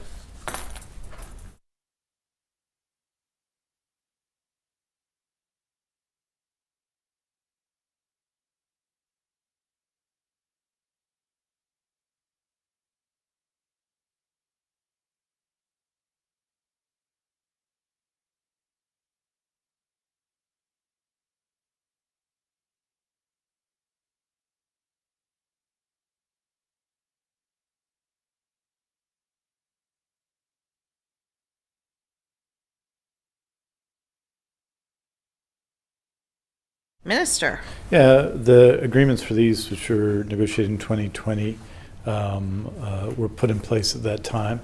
There are increases. I hesitate to call them inflationary.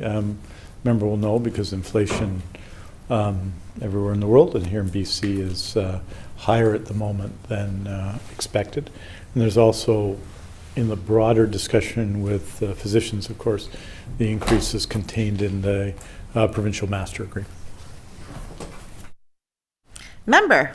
Thank you, Honourable Chair. So I think, the past half an hour of discussion reflects the importance of having the data that is publicly available and transparent. Because if you're going to introduce a new model of care, people need to have an understanding of how that's working and what the metrics are in terms of review, all of those things. So it was our understanding that there was going to be a web portal to support primary care data that was going to be released regularly.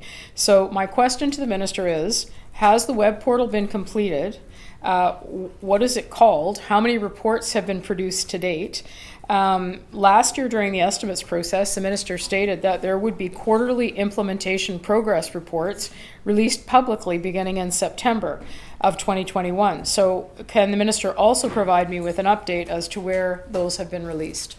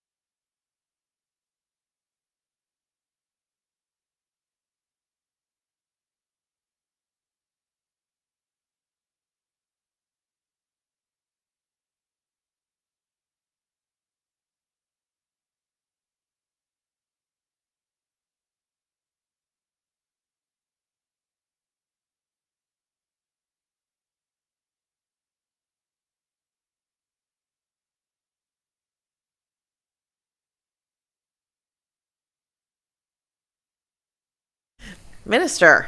Yeah, we have, we do have a web portal where we receive information. We're going to, the plan will be in this fiscal year to produce quarterly reports as of starting June 30th, and then every 3 months after that. The quarterly reports, in that sense, aren't that challenging. The information is available on the primary care networks. It's the information I've been providing the member today.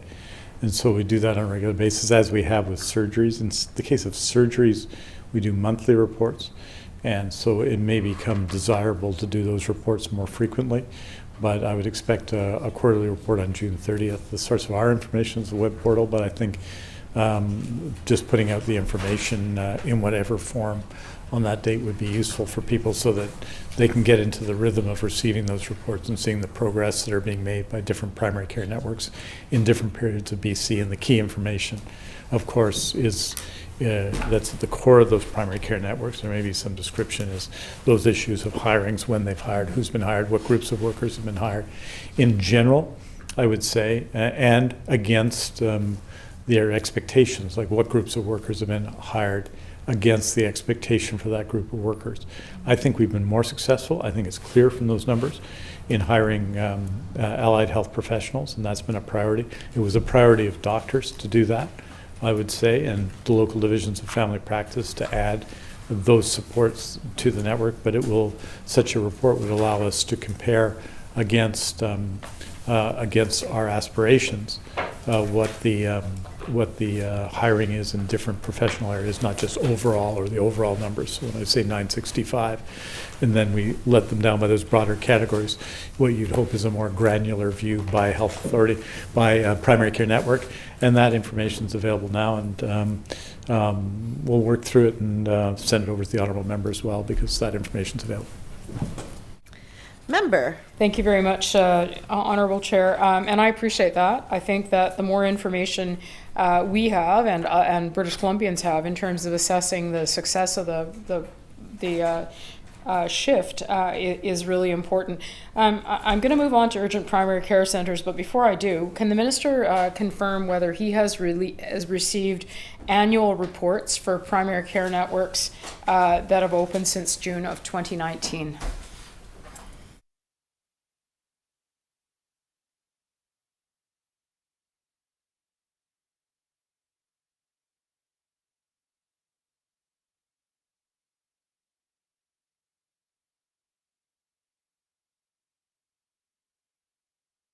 Minister.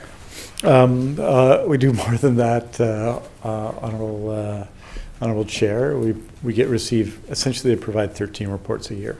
52 divided by 4, 13 reports. So we have 13 health periods that we measure things, surgery, diagnostic, and primary care networks provide those reports on it's not quarterly, it's not an eighth, it's a 13. So, it's very challenging when you're working with prime numbers, but we'll get on that. But that's 52 divided by 4, that's 13. That's when we get the reports. So we're getting them on that basis. So just slightly more than monthly, every 28 days. Member. Well, thank you. And I also want to encourage the Minister, because one of the issues when we have gaps in the healthcare system and we create a model, primary care networks, and we have people being hired in those primary care networks, one of the things that's important is where they are coming from. Because if we are, in essence, because of the perhaps more desirable circumstances of working there, we are pulling those healthcare workers from somewhere else. That doesn't solve the problem.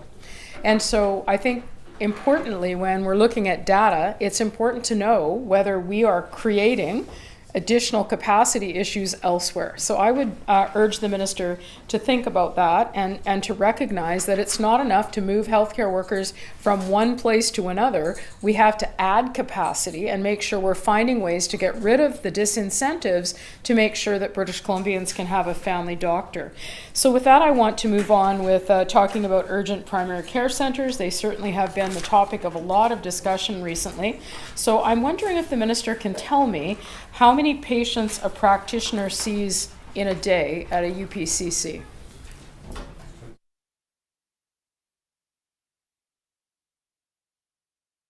Minister.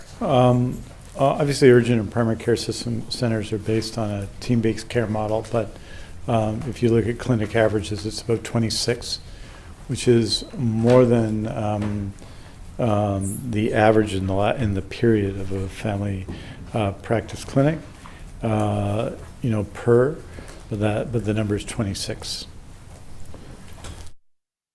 Member.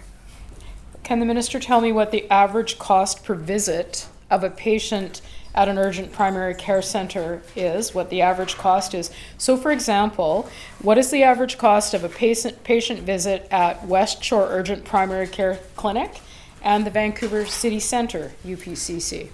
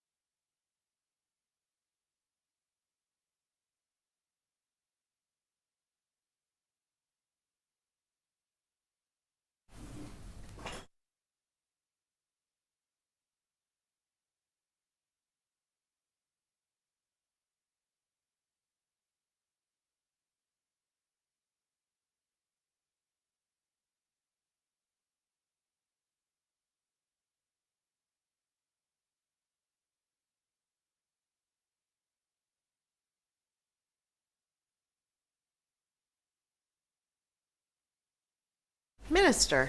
Thank you. So essentially, in terms of what we pay people, it's comparable on similar, on whether APP or fee-for-service. It's comparable wherever you are because it's governed by the collective agreement. So those are the same. Urgent and primary care centers offer a variety of team-based care in addition to that, and they also provide obviously different care than a doctor's office or a community health center or other things that go on. But in terms of the pay, it's pretty comparable across the board. Member. All right, I will press on. That answer was not quite where I wanted it to be, but we'll move on because I have a lot of other topics I want to explore. So if we exclude patients who transfer to a clinic because their family, their primary care provider moved there, so that's a very likely possibility considering the working circumstances and the fact that we've established that many new graduates do not choose a family medicine clinic. So if we exclude patients who are transferring to a clinic because their primary care provider moved there, made that choice, how many net new patients have been attached to a primary care provider at a UPCC? Specifically, how many to a general physician and how many to a nurse practitioner?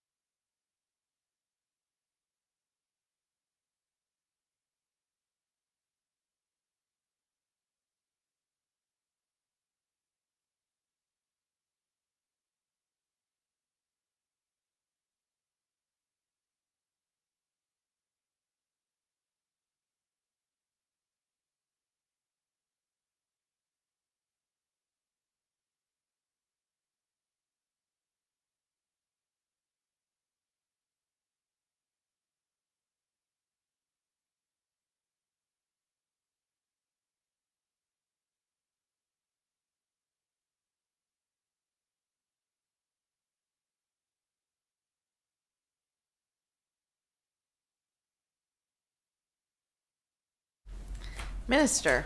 So UPCCs provide, as I noted, different kinds of care to people. So a number of people who use UPCCs because they're open in the evenings and on weekends and so on have family practice doctors who are going there for care. As I've noted to the member, I think I've shared this information with her, we've had 1,084,000 patient visits. This is data up to March the 3rd, and obviously it would be more now, and I can provide that information probably more simply to her, directly to her as well. But we can, and without having to break it down by patient visits, some of them are more recent than others and have just started. As you know, we have different kinds of UPCCs. So the one at Vancouver City Centre is done in consultation with the Seymour Health Group, which remember we know has been prominently involved in healthcare in Vancouver. The one in Nanaimo is similarly involved with an existing and significant local practice in Nanaimo, and others are health authority owned and operated. So 1,084,000 visits. And at the UPCCs alone, which is part of their task and will be a growing part of their task, about 20,000 people have been attached. In addition, when you go to UPC, so you're generally referred through to the primary care network as well to seek attachment elsewhere. I don't have those numbers here, but those are the basic numbers, 1,084,000. And obviously the numbers are different for different UPCCs. The member asked about a number of them. Well, I'll share all the information. I think she asked about West Shore and she asked about Vancouver City Centre. The latter has had 110,673 visits. Vancouver City Centre has, and I'm just looking for Island Health here, and I'm sure I'll find it in one moment.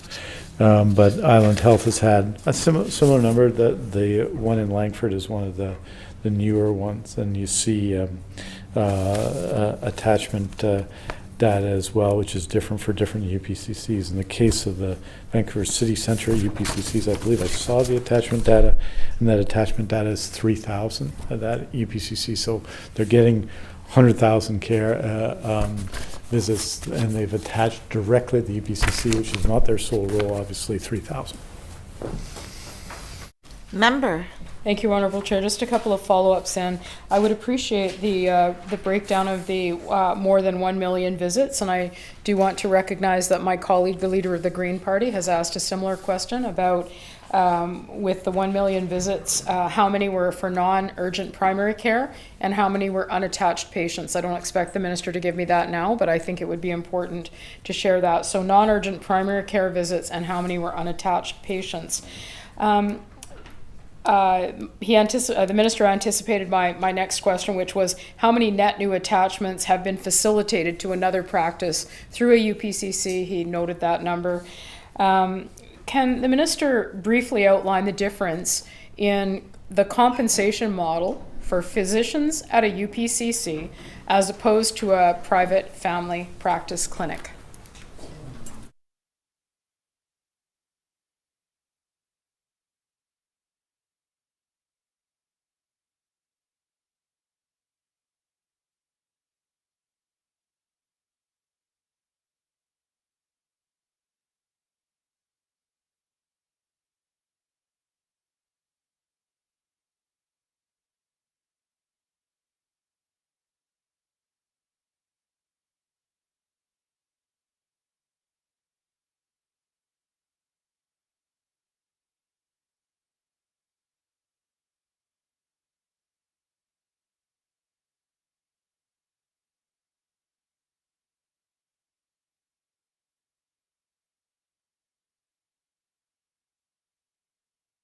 Minister. So as described, doctors at UPCCs are paid in similar ways under the collective agreement we have with doctors, either on an APP contract arrangement, which exists in fee-for in what you broadly call private practice, public system private practice, and also part fee-for-service, part contract, in some cases salary. So all of those exist within the UPCC. All those models exist within the UPCC, which are the models that exist in general.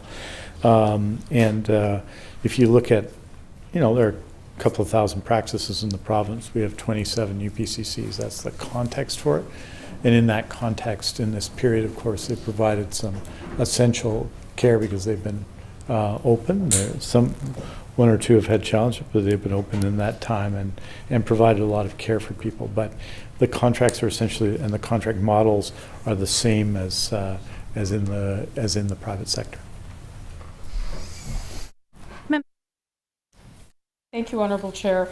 While I appreciate that answer, I mean, we've spent a lot of time today talking about the reasons that people are not choosing family practice. So, while compensation models might be similar, the expectations, the overhead, all of the disincentives that we've talked about continue to be a significant challenge in the system. And so at some point, that's the point of all of these questions, is that while we have a new model being provided in British Columbia, there is also a challenge with how we're attracting people and what is the impact on family medicine clinics, for example. Some specific questions about UPC's staffing.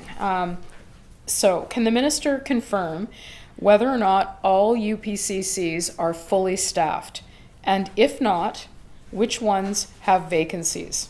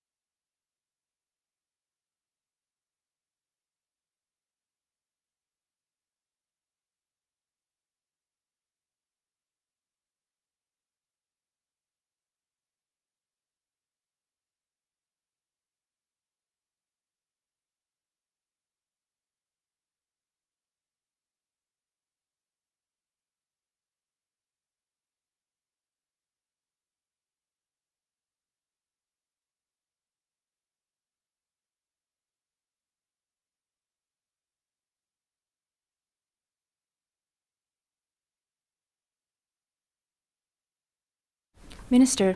Thank you, Honourable Chair. Good to see you back. We open and close today. It's all good. In terms of FTE hiring, and again, this is from the report. I just want to make sure it's dated March the 3rd. Obviously, it changes and adapts every month. We have 308 FTE hirings at UPCCs. We have headcount hirings, meaning often people in healthcare are working somewhere else, 556 for the 308 full-time equivalents. And amongst those hirings are 62 physicians, 39 nurse practitioners, 137 in nursing, 61 in allied health, 5 in pharmacists, and 4 in administration. Those are the raw numbers. I don't think, as the member knows, there's a vacancy rate throughout healthcare, and that's not. That's also the case with UPCCs. But if she'd like, I'd give her some examples.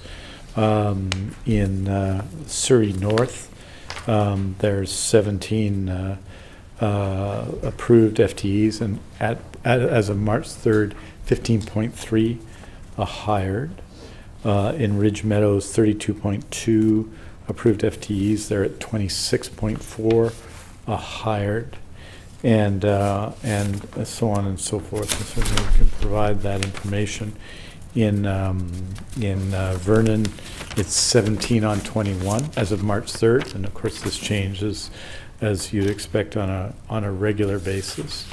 The Prince George UPCC, which is had since it started, 84,333 patient visits. Has a different hiring pattern because of the way it's developed. The member will be aware of that, but 6.9 positions, 6 hired. And the REACH UPCC, which is done in consultation, or should I say, sort of our partnership with the REACH Community Health Center, is 15.9 funded positions. They have 12.5 hired. North Vancouver is unusual because they have more people hired than funded positions. It's a very busy UPCCs. Others are just getting started. For example, Richmond, which has 23 positions. As of this point, 5.5 were hired, but they hadn't opened their full UPCC complement yet. And so in a general sense, that's the direction. Like all health facilities, the full complement are not hired in many of these. But that's also true, and we've discussed the vacancy rate, and no doubt we may again. I had all this material prepared for vacancy rates, so what I'll do is I'll probably just share that with the honourable member, so because that's a key question around health human resources, sort of where we are.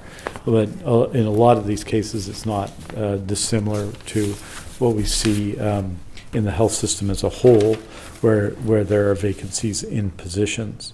And I was, hoping, I was looking across the list and hoping to find Cranbrook, because I look across and see my colleague there, and there you go, 12.5 positions, 10.5 hired in Cranbrook, just to give you a sense of what that is. And obviously, we're going to fill that out, but when people leave, obviously that has an effect, and then they're hired. And this is a moving document, but these are the numbers as of March 3rd. Member. Thank you very much, and we'll certainly take the minister up on his offer. What I would appreciate is having that information provided, and if he could also add to that, I'm sure it would be on his charts, because he suggested he's ready for the vacancy numbers. So can the minister, in that information, provide for me, are they permanent staff, temporary staff, or a mix? Because I'm certain there would be probably some differentiation there. I'm wondering if the minister can tell me, of the physicians that have been recruited to UPCCs, do they have a breakdown of how many have been recruited from walk-in clinics or from family practice?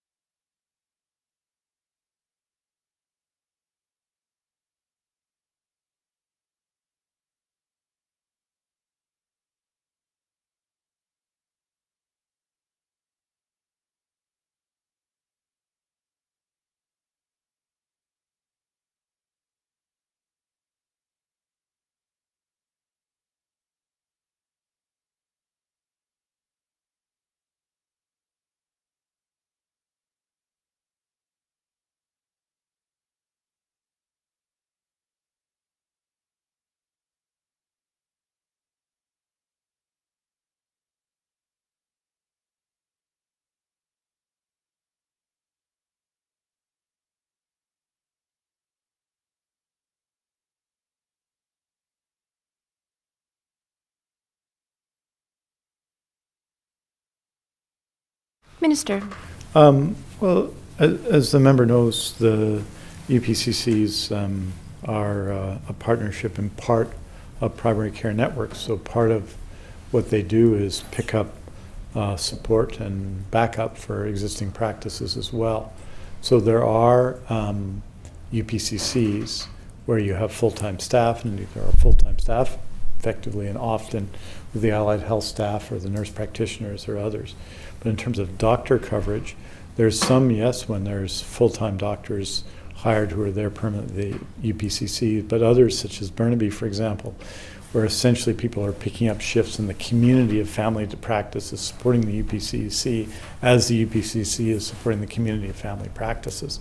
And in that case, it's not a health authority owned and operated UPCC in Burnaby, nor is it in Nanaimo, nor is it in Vancouver City Centre, but that they are developed these ways and similar and interesting ways of being put together in places such as Prince George. So it's not a taking away of family practice in a general sense. There are full-time employees, and there is an argument to go to that model, but the UPCCs in communities are intended to be integrated with all of the care provided in communities, and that means working with the local PCN and local family practice doctors.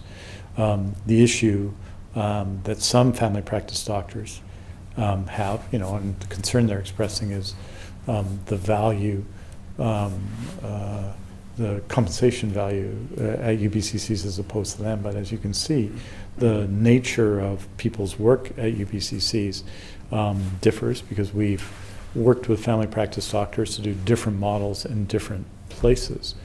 But the significant, when people say, well, there's competition for new doctors with family practice, principally that competition comes from the hospital, not 27 UPCs competing with 2,700 or 2,000, I should say, family practices, but on the contrary, that there are other options in healthcare, and that is a challenge. So the question is how to address the family practice question in such a way that we're building out team-based care in all models of family practice. But with respect to the UPCCs, the answer is that it depends, but in different UPCCs operate with different models of practice, whether it's under the auspices of the Seymour Medical Clinic in Vancouver City Centre, or whether it's a health authority owned and operated UPCC, such as the one in the mall in Maple Ridge. Member. Well, thank you for the answer. And I guess the struggle here is that we don't have enough healthcare professionals to begin with. And the statistics are showing us that new medical grads, for example, are making decisions about how they practice in British Columbia. And they are not choosing family medicine clinics. And that is a concern for British Columbians, and we are hearing it every single day. So I appreciate the minister's answer, but it is, we do need to look at the metrics so we understand how the clinics are being staffed, where are they coming from, what number of applications have come from outside the province from other circumstances that don't create additional capacity challenges in our healthcare system across the province. So I appreciate that answer. We'll continue to explore that, I'm sure, in the weeks and months ahead. Critical to all of our discussions today has been about performance outcomes. What matters is outcomes. Are patients being served well? Are they having the opportunity to have the quality care, longitudinal care that they deserve? So what performance metrics does the ministry collect regarding UPCs specifically, and how are they evaluated on an ongoing basis?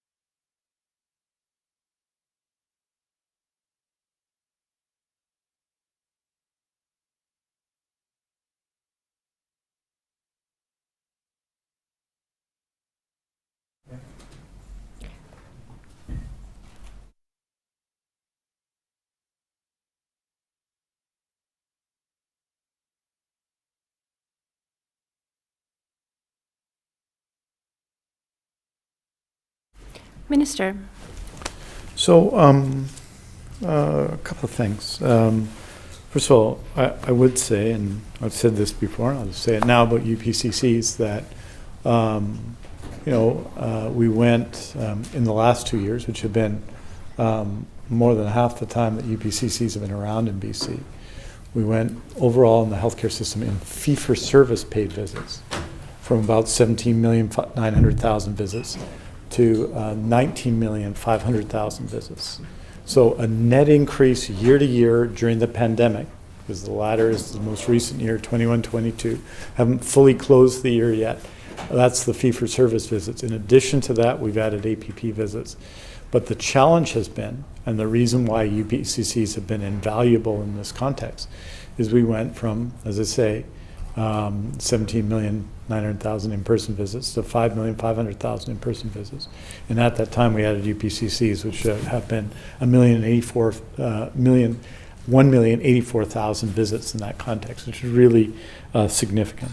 They get we have the same reporting circumstance for them, meaning 13 reports on a every 28-day basis that are focused on some of the same things as primary care networks, which are number of visits, staffing levels, and so on. And we are in the midst, and I say this with some delicacy because we had a discussion about this in question period. They're in the midst of developing and putting out a dashboard and seeking information about what should be in that dashboard, so people will have a dashboard where this would be easily available to members of the public, including the honorable member. And so the document that she showed last week was part of the development of this this dashboard and a discussion with providers as to what should be on it. UPCCs, while they're seen as health authority owned and operated entities, and some of them are, they are a variety of entities, so we're working both with health authorities and with the providers. In the case of, it's Medical Arts in Nanaimo, is that right? Medical Arts in Nanaimo or Seymour in Vancouver or others, and local divisions of family practice with respect to their success. But it's my expectation that we'll post dashboards soon, and that will be a ready place for these 13 reports that come out annually to be seen one every 4 weeks as we report out with the primary care networks as well. Member. Thank you very much to the Minister. We will look forward to seeing the dashboard develop because, as he and I would both know, those numbers probably don't reflect what's going on in UPCCs. But on the other hand, if the data is flawed, it needs to be fixed because it looks at it calls into question the efficacy and success of UPCCs. And believe you me, I know some of the incredible people that work in the Prince George UPCC, for example, and I know what a great job many of those healthcare professionals are doing. So we need to get the data sorted out so that what British Columbians hear is actually accurate. I want to just ask the Minister, on average, does the Ministry track how many people are turned away from a UPCC and how quickly they might reach capacity on any given day? We have seen, for example, recently a UPCC posted a sign and said, "We are full today, we are full tomorrow, call us back when there might be some availability." That's not helpful. So can someone speak to the frequency and timing of a UPCC reaching full capacity?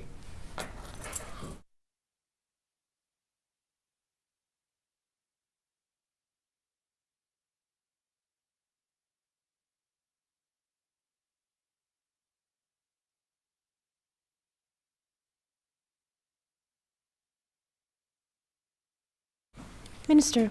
I think it's, as I noted, a very dynamic time in primary care for in-person care.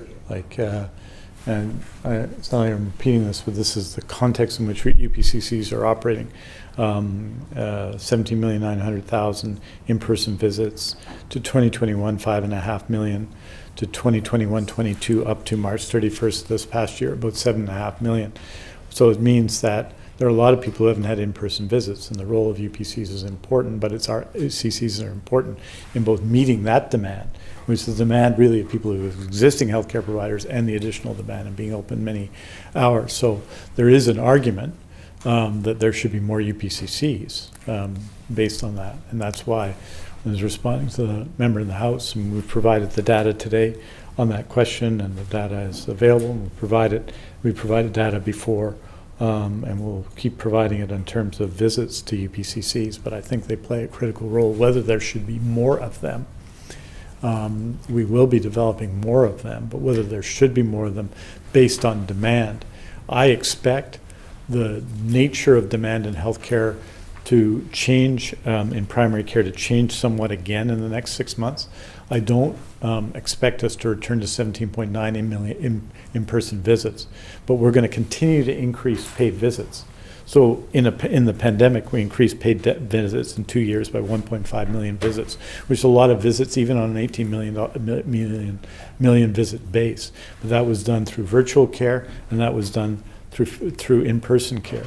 But I would expect the in-person care to return not to historic levels, but and I wouldn't want to speculate, but I would be expecting it to return to 12, 13, 14 million visits this year, which will change and again reinstitute the in-person visit as the majority of visits in full-service family practice. But we'll see. Certainly, we're still facing a pandemic, and in many cases, in the case of family practices my family is involved in, it's still largely virtual care. So there may be, if we were in a situation where we were permanently reducing in-person visits and moving to virtual visits as a fact, a basic fact, there might be more need, even more need and demand for UPCCs. But I don't think one can make all of the decisions about the future of healthcare based on the last year, the most recent years when we've been in pandemic, or though on the basis of 18-19 when we weren't. We're in a new reality and we have to adjust to that. So no, we don't track the number of people who are turned away. It would be very difficult to track that, in fact, because as the member would know. But we do have UPCCs based on the patient visits that are extremely successful and extremely popular. And so we have to reflect on whether we have sufficient capacity in that system, whether we need more. And that would argue for additional UPCC investment. But I think we need to continue to do that in collaboration with divisions of family practice, and that's what we'll do. Member. Well, thank you to the Minister, and I would also like to remind him that the other issue we need to be grappling with, and we can contemplate adding additional UPCCs, we need to incent physicians to consider family practice in British Columbia. That remains a core and essential part of the system. And so it's not either or from my perspective, and British Columbians expect us to be looking at what are the disincentives. Why are 3,000 out of 6,000 physicians making choices about where they practice and how they practice? Overhead, additional costs, all of those things make an enormous difference. So I will continue to make that argument and that observation. My last question for now on UPCCs is, are the clinic spaces owned or leased? Presumably by health authorities, but if leased, what are the typical terms for leases?